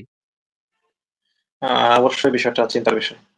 হুদাহুদি কারফিউ দিছে না, দেখেন তো কি একটা মুসিবত। এটা তো কোনো কথা হইলো? আচ্ছা, এখানে দেখি তো, ইত্তেফাকের পত্রিকা দেখি সোমবার ১৩ জানুয়ারি ২০২৫ পবিত্র মদিনাকে করোনামুক্ত ঘোষণা। আচ্ছা, দেখি এখানে কি লেখা। প্রতিবেদনে বলা হয়েছে করোনামুক্ত ঘোষণার আগে গত বুধবার মদিনা মুনওয়ারার আল আইস শহরে ১৩ জন কোভিড-১৯ রোগী ছিলেন। তারা সবাই এখন সুস্থ। আচ্ছা। ভাই, মদিনা তো সংরক্ষিত। এই বেটারা ১৩ জন কোভিড-১৯ রোগী হলো কেমনে ভাই? বুঝলাম না তো কিছু। ভাই, জিনিস তো ভাই প্যাচ খেয়ে গেল। আচ্ছা। হুম। আচ্ছা, ঠিক আচ্ছা, আছে, আরো দেখি আমরা। আ এবার আমরা দেখি যে মুহাম্মদ যে বলছিল কিয়ামত কবে হবে, সেই বিষয়ে মুহাম্মদ কি বলছিল সেটা আমরা একটু দেখে নিই। মুহাম্মদ একটা হাদিসে বলছিল, এটা নিয়ে অবশ্য আপনারা আপনাদের এই আলেমরা তেনাবাজি কইরা টইরা করবে। দেখেন, আপনার নবী বলছিল যে কিয়ামতের আগে ঘোড়ায় কইরা মানুষ যুদ্ধ করবে নাকি? আচ্ছা, দেখি, আমরা দেখি। দেখেন, এখানে দেখেন। এই কিয়ামতের আগে তো মানুষ ঘোড়ায় কইরা যুদ্ধ করবে। এটা তো হাদিসে বলা আছে নাকি? এই যে দেখেন হাদিসে। হ্যাঁ। এই যে পৃথিবীর সর্বোত্তম অশ্বারোহী দল সেদিন তারাই হবে। মানে কিয়ামতের আগে আপনার নবী বইলা গেছে কিয়ামতের আগে ঘোড়ায় করে মানুষ যুদ্ধ করবে নাকি? এই আপনার কি সিরিয়াসলি ভাই মনে হয় যে কিয়ামতের আগে আমরা সেই দিকে যাচ্ছি যে কিয়ামতের আগে মানুষ ঘোড়ায় সেরা যুদ্ধ করবে? সিরিয়াসলি আপনি এটা মনে করেন? এখন আসলে ভাই, মনে করা বলতে আমি একটা কথা বলতে পারি যে দেখেন, এমনটা তো হতে পারে যে হ্যাঁ, পৃথিবীতে হয়তো এমন বিপর্যয় হবে যে মানুষের আধুনিক যে অস্ত্র। না, না ভাই, আমি বলি, আপনি হাসাহাসি করেন। ওকে ভাই। আচ্ছা ভাই, হয়েছে। ঠিক আছে, আপনি বিশ্বাস করতে পারেন। কিন্তু না, না, ভবিষ্যতের দুনিয়া হবে এরকম। ভবিষ্যতের দুনিয়া হবে এরকম। ভবিষ্যতের যে দুনিয়া, সেই দুনিয়া হচ্ছে এআই যেহেতু চলে আসছে, এখন যে বড়, বড় রোবট তৈরি হচ্ছে, এখন আর্মি-টার্মি সবকিছু হয়ে যাবে এআই। আগামী ২০ বছরের ভিতরে দেখবেন পুরা মানে ওয়েপন ইন্ডাস্ট্রির একটা রেভলিউশন হবে, পুরা চেঞ্জ হয়ে যাবে। মানে রোবটরা সমস্ত কিছু যুদ্ধ করবে। এখন আর মানুষের যুদ্ধই করতে হবে না। আর আপনি আছেন ঘোড়া লইয়া। ভাই আপনি ঘোড়া লইয়া পইরা আছেন। এখন আপনি কইতেছেন ঘোড়া লইয়া। একটু ভাই ভাই আচ্ছা বলেন, এই বলেন। দেখ, আমি যেটা বলছি না ভাই, আপনি একটু বোঝেন, আমি যেটা বললাম যে এমন, হ্যাঁ অবশ্যই এআই বলেন বা এই টেকনোলজি ডেভেলপ করবে, ওকে, বাট আমি যেটা মিন করতেছি যে এমনটা তো যে এখন মানে যুদ্ধ বিগ্রহ হতে হতে এমনটা পর্যায়ে হয়ে যেতে পারে যে হ্যাঁ পৃথিবীতে আসলে যে টেকনোলজি যে অ্যাডভান্স টেকনোলজি এগুলো হয়তো সব ডিস্ট্রয় হয়ে যাওয়ার পরে হয়তো মানুষ যে আগের যে টেকটিক সেটা হয়তো ফিরে যাবে। আমি এই সেন্সে বলছি আর কি ভাই, এটা হতে পারে না? হ্যাঁ, এটা হইতে পারে। তাহলে পারে কিনা? আচ্ছা, ঠিক আছে, আপনি বিশ্বাস করেন এগুলো। ঠিক আছে, অসুবিধা নেই। তো আমরা হতে পরে পারে কি? দেখি যে আমরা পরে দেখি যে এটা এই হাদিসে যে জিনিসটা বলা আছে যে ঘোড়া নিয়ে আর কি যুদ্ধ করবে। মোহাম্মদ তো ঘোড়া পর্যন্ত জানতো। এটাও তো ভাই হতে পারে যে মোহাম্মদ তো যেহেতু জানতো যে ঘোড়ায় করে মানুষ যুদ্ধ করতে যায়, মোহাম্মদ ভাবছে যে ভবিষ্যতে বোধহয় কেয়ামতের আগে বোধহয়, আচ্ছা এই ঘোড়ায় চড়ে যুদ্ধ করার দিন তো বহু আগে শেষ হয়ে গেছে, কেয়ামত তো এখনো হইলো না, তাই না? তার মানে আপনি বলতে যাচ্ছেন ভবিষ্যতে এক সময় আসবে, সবকিছু টেকনোলজি ধ্বংস হয়ে যাবে, তখন গিয়া কেয়ামত হবে। তাইলে তো ভাই মানে ওই টাইম না আসা পর্যন্ত আমাদের কোনো টেনশন নাই, আমরা তো কেয়ামত মুক্ত। আচ্ছা ঠিক আছে, এবার এই হাদিসটা একটু পড়ি, এখানে একটু দেখেন তো কি বলা, পড়েন তো। হ্যাঁ, কোনটা?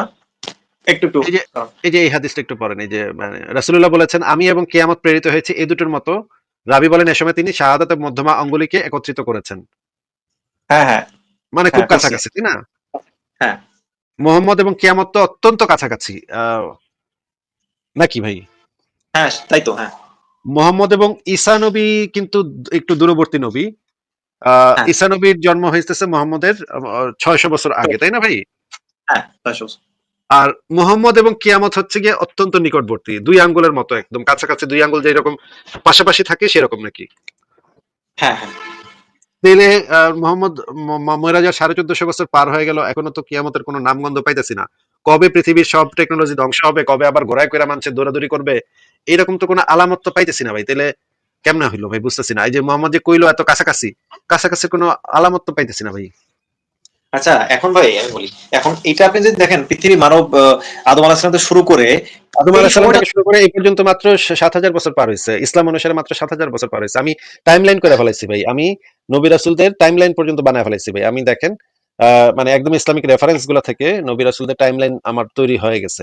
এটা এখনো আপডেট করতেছি একটু একটু, কিন্তু মোটামুটি টাইমলাইনটা তৈরি হয়ে গেছে। দেখেন আমরা টাইমলাইনটা একটু দেখে নিই যে মুহাম্মদ পর্যন্ত, আদম থেকে মুহাম্মদের বংশধারা, এই যে দেখেন হযরত আদম, হযরত শীস, হযরত ইদ্রিস, তারপরে হযরত হুদ, হযরত সালেহ, হযরত নূহ, হযরত লূত, শুআইব, ইব্রাহিম, ইব্রাহিমের পরে ইসহাক, ইসমাইল, ইয়াকুব, তারপরে এই পাশে থেকে আসছে মোহাম্মদ, আর এই পাশে আসছে ইউসুফ, আইয়ুব, মুসা, হারুন, দাউদ, সুলাইমান, ইলিয়াস, এইখান থেকে শেষে আসছে হচ্ছে কি হযরত ঈসা। এই জিনিসটা হচ্ছে গিয়ে মানে টাইমলাইনটা আমি তৈরি করে ফেলাইছি। আপনি তো ওই মানে মানে ইসের তো ৭০০০ বছর পার হয়েছে, বেশি তো দিন পার হয়নি। আদম আসছে তো ৭০০০ বছর আগে ইসলাম অনুসারে। আচ্ছা আচ্ছা সেটা হলো, আমি যেটা বলতে চাচ্ছি যে ভাই ধরেন আদম আলাইহিস সালাম থেকে নিয়ে কিয়ামতের আগ পর্যন্ত যে সময়টা, সেই তুলনায় রাসূল সাল্লাল্লাহু আলাইহি ওয়াসাল্লাম এবং কিয়ামতের সময়টা তো আসলেই খুবই নিকটে, আমি সেটা না, মানে না, মিন না, করতেছি। সেটা নিকটে না তো ভাই। আমি আপনাকে কি দেখাইলাম? আদম আসছে, ইসলাম অনুসারে আদম আসছে ৭০০০ বছর আগে। হুম, তার মধ্যে ৫০০০ বছর হইতেছে বিভিন্ন নবী রাসূলরা আসছে, ঈসা পর্যন্ত আসছে। তারপরে হ্যাঁ ৫০০০ এর পরে আসছে, ৫০০০ বছর পরে আসছে নবী মুহাম্মদ, হ্যাঁ? মানে হ্যাঁ ৫,৫০০ বছর পরে। তো ৫,৫০০ বছর পরে আসলে নবী মোহাম্মদ এবং কিয়ামত যদি ২ আঙ্গুলের মতো নিকটবর্তী হয়, তাহলে তো ভাই নবী মোহাম্মদ মারা যাওয়ার ১০০ বছরের ভিতরে কেয়ামত হয়ে যাওয়ার কথা। সেটা যদি আপনি টাইমটা যদি আপনি সেইভাবে কম্পেয়ার করেন, তাহলে তো ১০০ বছরের ভিতরে কেয়ামত হয়ে যাওয়ার কথা। এবং নবী মোহাম্মদ তো স্বপ্নেও দেখে ভয় পাইতো যে কেয়ামত মনে হয় আসতেছে। এই বুঝি কেয়ামত আয়া পড়লো, এই বুঝি কেয়ামত আয়া পড়লো। আপনি জানেন যে মোহাম্মদ যে স্বপ্নের ভিতরে লাফ দিয়ে উঠতো? আচ্ছা আমরা একটু দেখি। এই যে দেখেন একবার যে মোহাম্মদ ভয় পাইছিল যে কেয়ামত মনে হয় আইসা গেছে, মানে ওই দিনে আইসা গেছে কেয়ামত। এটা ভয় পাইছিল মোহাম্মদ। দেখেন মুক্তাসার সহিহ আল বুখারী এই হাদিসটা একটু পড়েন তো ভাই। দাঁড়ান। নবী সাল্লাল্লাহু আলাইহি ওয়াসাল্লাম একদা সূর্যগ্রহণ হলো, তিনি ভীত সন্ত্রস্ত হলেন, কিয়ামত সংঘটিত হয়ে যাওয়ার ভয় করছিলেন। আচ্ছা তারপরে এত লম্বা কিয়াম রুকু সিজদা করলেন আর যা আমি দেখিনি। আচ্ছা হ্যাঁ মানে বুঝলাম না ভাই। সূর্যগ্রহণ হইতেছে এটা দেখে মোহাম্মদ ডরাই গেছিল নাকি, এটা বলতে চাচ্ছেন?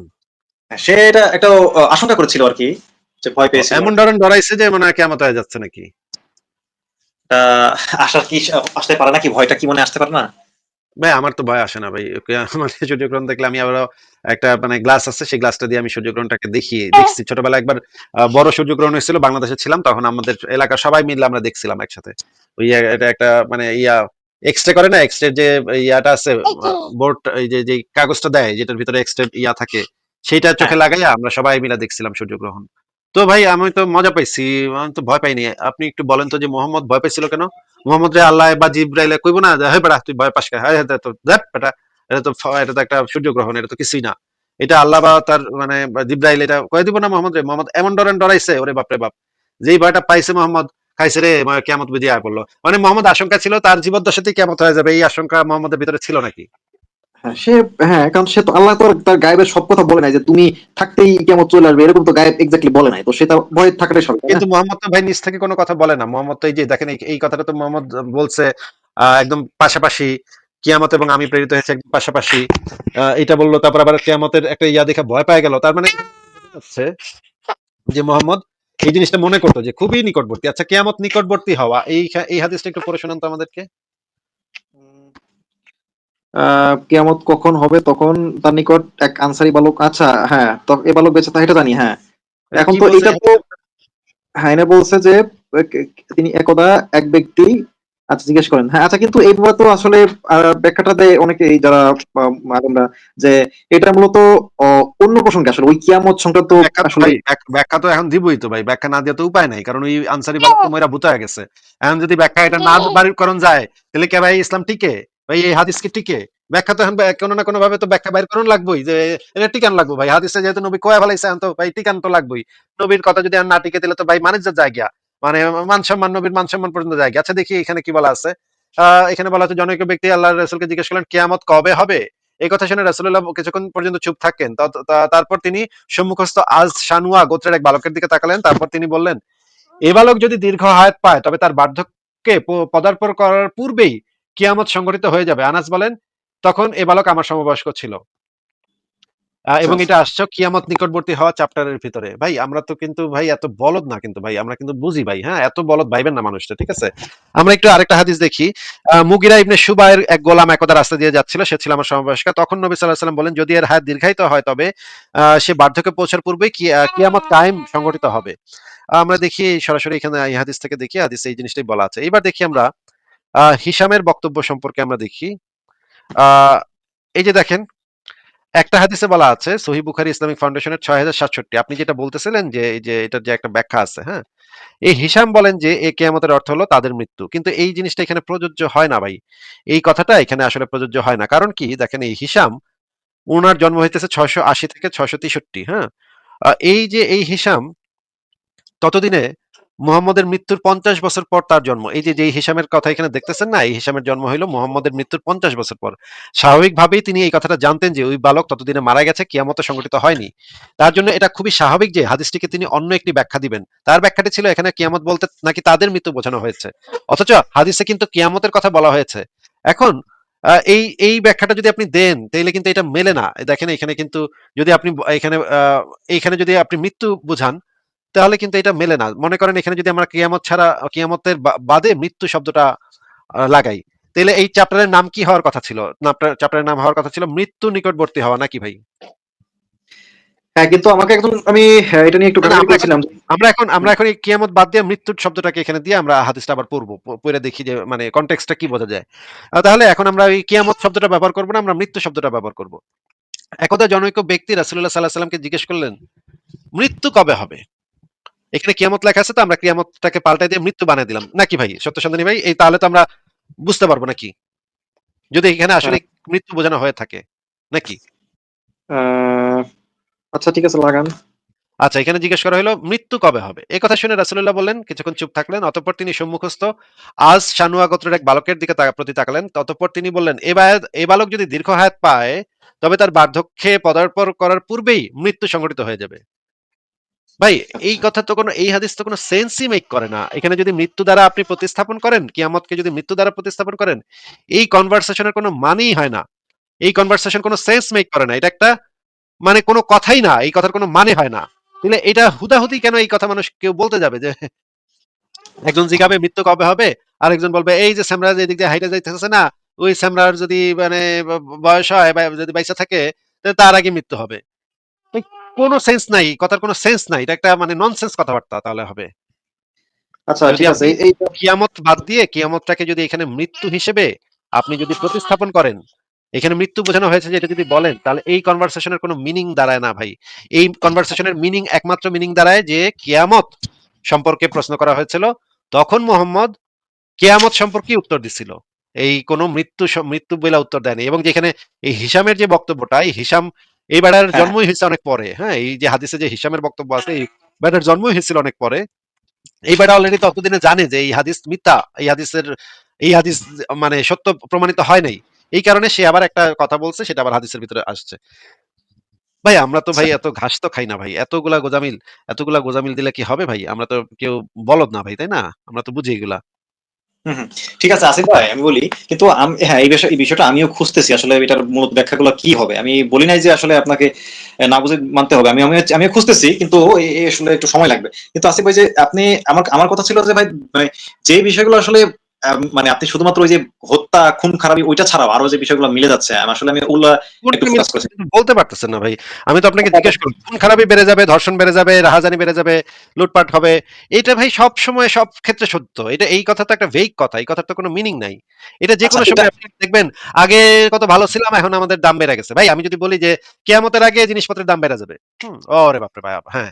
কিয়ামতের আগে জিনিসপত্রের দাম অনেক বেড়ে যাবে ভাই। হ্যাঁ, দ্রব্যমূল্য ঊর্ধ্বগতি, এইটা ভাই সমস্ত ক্ষেত্রে সত্য, যেকোনো সময় সত্য। যতদিন যাবে তত জিনিসপত্রের দাম বাড়বে ভাই, যতদিন যাবে তত জিনিসপত্রের দাম বাড়তেই থাকবে। এইটা কখনো জিনিসপত্রের দাম কখনো কমবে না ভাই। আপনি কখনো একটা বাড়ি 50 টাকা একটা বাড়ি কিনতে পারবেন না ভাই। একটা বাড়ির দাম দিনের পর দিন বাড়তে থাকবে। আমি যদি এখন বলি যে হে সত্য সন্ধানী, আমি একটা ভবিষ্যৎবাণী করতেছি, জিনিসপত্রের দাম দিনে দিনে বাড়তে থাকবে। আপনি যদি এখন কালকে যদি আমার কোনো এক অনুসারে এসে কয়, দেখছো দেখছো আসিফ মহিউদ্দিন যে ভবিষ্যৎবাণী করছিল, যে দেখছো পেঁয়াজের দাম বেড়ে গেছে, দেখছো, এটা কি ভাই কোনো কথা? এগুলা কি কোনো ভবিষ্যৎবাণী? এটা তো ভাই ফাত্রামি। এই টাইপের কথা তো একটা ফাত্রামি যে জিনিসপত্রের দাম বেড়ে যাবে। আরে মৃত্যু, মানুষ খুনাখুনি বাড়বে, এটা সবসময় সত্য। কারণ প্রতি সময় মানুষের জনসংখ্যা বাড়বে, এবং জনসংখ্যা বাড়লে, জনসংখ্যা যত বাড়তে থাকবে তত হচ্ছে গিয়ে মানে ক্রাইম বাড়তে থাকবে, ক্রাইম রেট বাড়তে থাকবে, ক্রাইম রেট না মানে ক্রাইম বাড়তে থাকবে, খুনাখুনি বাড়তে থাকবে, ধর্ষণের সংখ্যা বাড়তে থাকবে। যত মানুষ বাড়বে তত এটা হতে থাকবে। এইগুলা তো কোনো ভবিষ্যৎবাণী না ভাই, এগুলা যে কেউ, যে কোনো কুৎসনাহাগা পাগল পাগল ছাগল এই কথা বলতে পারে। হ্যাঁ, আচ্ছা ঠিক আছে, এটা এই কথা একটু বাদ দিলাম। ধরেন যেমন কিয়ামতের পূর্বে হচ্ছে যে মানুষ হচ্ছে মদকে বিভিন্ন নামে ব্যবহার করবে, তারপর হচ্ছে বাদ্যযন্ত্রে এগুলো পেয়ে যাবে। এগুলো তো খুবই জেনারেলাইজড কথা, এগুলো তো খুব জেনারেলাইজড কথা। মদ যে মানুষ খাইতে কোনো না কোনো ভাবে ঘুরায় পেঁচায় খাবে, মুহাম্মদের আমলে নিশ্চয়ই এরকম ছিল, অনেকে মদরে ঘুরায় পেঁচায় খাইতো এবং বলতো যে না, এটা তো এরকম মদ না, এটা তো আমি পানি মিশা খাইছি, এটা তো আমি মানে জুস মিশা খাইছি, এটা তো আসলে মদ না। এরকম নিশ্চয়ই কেউ না কেউ ছিল যে মদ খাইতে যাচ্ছিল, সে মদের মদের নেশারও ছিল, সে হচ্ছে নেশাগ্রস্ত ছিল মদের ব্যাপারে। সে হয়তো মোহাম্মদের সময় এরকম তো ভাই আপনি আপনার জীবদ্দশাতেও দেখবেন, আপনি যদি কারো মদ নিষেধ করে দেন, দেখবেন সে এদিক সেদিক কইরা চিপা চাপা দিয়ে কোনো না কোনো ভাবে মদ খাওয়ার, মদরে ভিন্ন ভাবে নাম দিয়া মানে জুসের সাথে মিলা তারপর সে মদ খাবে। কবে আপনারা কইব কি, ভাই আমি তো মদ খাচ্ছি না, আমি তো জুস খাচ্ছি ভাই, আমি অরেঞ্জ জুস খাচ্ছি, দেখেন দেখেন এটা তো অরেঞ্জ জুস। এই যে ভিন্ন নাম দিয়া মদটা খাইলো, এটা তো আপনি আপনার জীবদ্দশাতেই দেখতে পাবেন ভাই। এরকম ঘটনা আমাদের আশপাশে সবসময় ঘটে। এখন যদি এই মোহাম্মদ যদি এটা বলে যে মদ যে মানুষ ভিন্ন নাম দিয়ে খাবে, এটা তো ভাই কোনো ভবিষ্যৎবাণী না। এটা যে কোনো মানুষ যে কোনো জায়গাতে বইসা দেখতে পারে। আপনি আপনার জীবদ্দশার সাথে এই ধরনের ঘটনা বহু দেখবেন। একজন মানুষ যে জিনিসের নেশাগ্রস্ত, সেই জিনিস যদি তাকে বন্ধ করে দেন, সে ঘুরায় গিয়ে দেখবেন সেই জিনিসটা আবার করার চেষ্টা করবে। তখন আপনি যদি এই ভবিষ্যৎবাণী করেন যে এরা ভিন্ন নামে করবে, এটা তো কোনো ভবিষ্যৎবাণী হইল না ভাই। এটা তো একটা জেনারেল অবজারভেশন। হ্যাঁ আচ্ছা ভাই, ওই আপনি খুনের বিষয়টা যদি বলি, দেখেন ভাই, যে আজকে আমাদের যারা মোটামুটি যারা যে 70-80-90 বছর আগের যারা নানি দাদি যারা ছিলেন বা আপনাকে একটা জিনিস জিজ্ঞেস করছিলাম, দ্বিতীয় বিশ্বযুদ্ধের সময় বেশি মানুষ মারা যাচ্ছিল নাকি এখন বেশি মানুষ মারা যাচ্ছে? তুলনামূলক যুদ্ধে তো বেশি।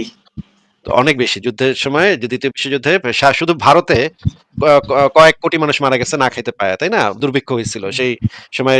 মানে কাজী নজরুল ইসলামের একটা মানে উপন্যাস ছিল মৃত্যু ক্ষুধা, সেটার উপরে সে বর্ণনা করছিল যে কিভাবে সেই সময় মানুষ, বাংলাদেশের মানুষ, বাঙালি মানুষ কিভাবে রাস্তায় রাস্তায় মারা গেছে।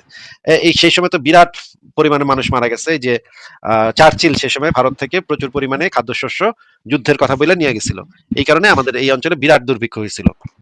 তো ভাই দ্বিতীয় বিশ্বযুদ্ধে যে পরিমাণে মানুষ মারা গেছে, এখন তো মানুষ মারা যাওয়ার পরিমাণ কম। এখন তো আইন শৃঙ্খলা আছে পৃথিবীতে, মোটামুটি ইউরোপিয়ান দেশগুলা শান্তিতে আছে, তারা যুদ্ধ করতেছে না।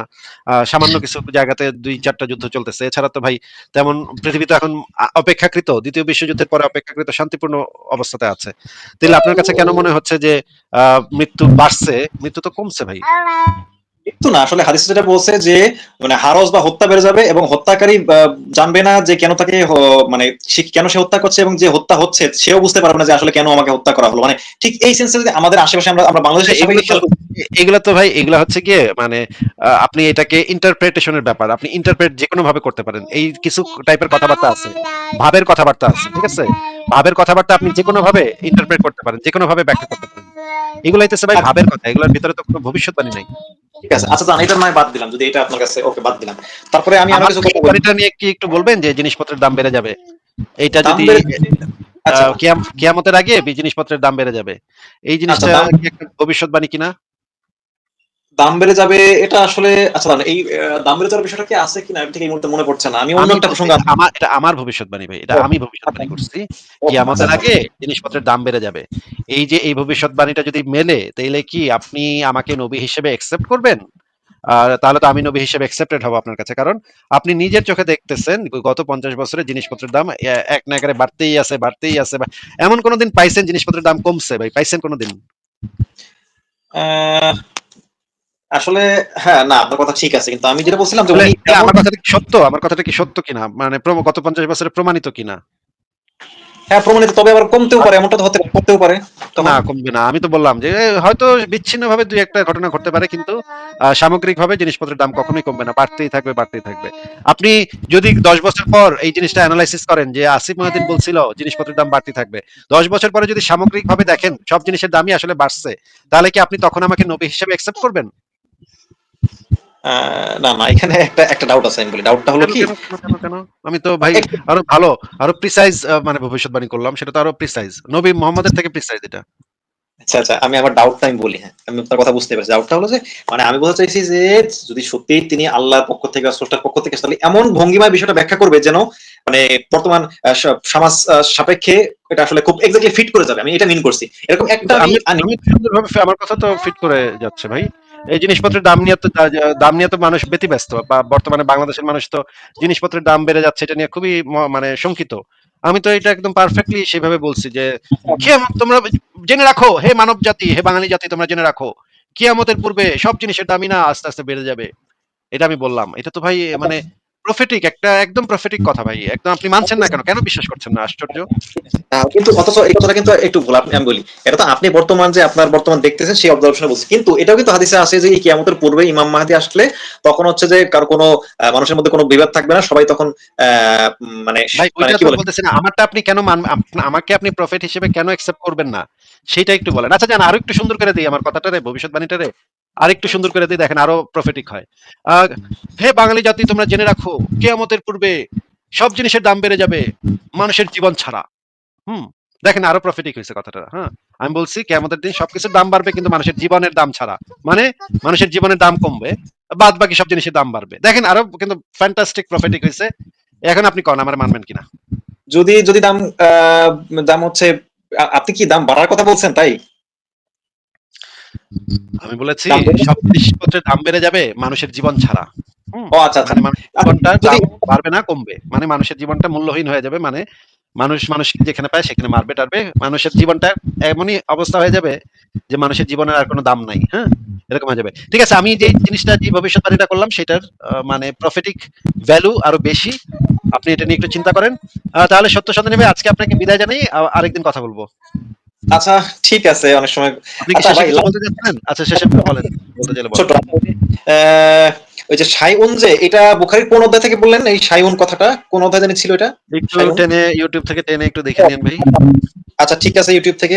আর আরেকটা ঠিক আছে, আপনি এই সবকিছু একটা সারমর্ম আপনি বলছেন যে ঠিক আছে, আজ আর বিষয়টা যদি চ্যালেঞ্জ নেওয়া হয় তাহলে আপনি চিন্তা করবেন, তাই কিনা? হাসাহাসি করবো ভাই। ঠিক আছে ভাই, বিদায় দিই। না না ভাই, ঠিক কেন হাসাহাসি কেন? যদি এটা আসলেই সত্য হয় সেক্ষেত্রে আর কি, সেক্ষেত্রে। আপনি আগে সত্য প্রমাণ করেন, তারপর আমরা সেটা নিয়ে ইয়া করবো। হ্যাঁ? ঠিক আছে, সত্য সন্ধানী ভাই, আপনি বিদায় দিন। ভালো থাকেন। আচ্ছা আচ্ছা ঠিক আছে ভাই, আচ্ছা ঠিক আছে। বেটা আবার সত্যি সত্যি না খায়াটায় বসে, খায়াটায় তো টাইসা যাবে, তখন তো মানে আরেক মুসিবত হবে আমার, আমি মামলা টামলা ফাইসা যাবো। ভাই আমি মামলা টামলা ফাঁসতে চাই না ভাই, আপনি খাওয়ানোর আগে যে মানে একটা এফিডেভিট করে দেন, হ্যাঁ, যে আমার মৃত্যুর জন্য কেউ দায়ী নয়, এটা করে দেন। আমি তো ভাই এই দায়িত্ব নিব না। সুনাহাগা মুমিন বিশ্বাস প্রমাণ করতে গিয়া টাইসা গেল, তারপরে গিয়া আমি মামলা খেয়ে গেলাম যে আসিফ মহিউদ্দিনের কথায় হাদিস সত্য, এটা প্রমাণ করতে গিয়া এই সুনাহাগা মুমিন এই খায়া বিশ্বাস আছে। হ্যাঁ, তারপরে তো বিরাট একটা প্রবলেম হয়ে যাবে। ঠিক আছে, পরের পরের জনকে যুক্ত করি।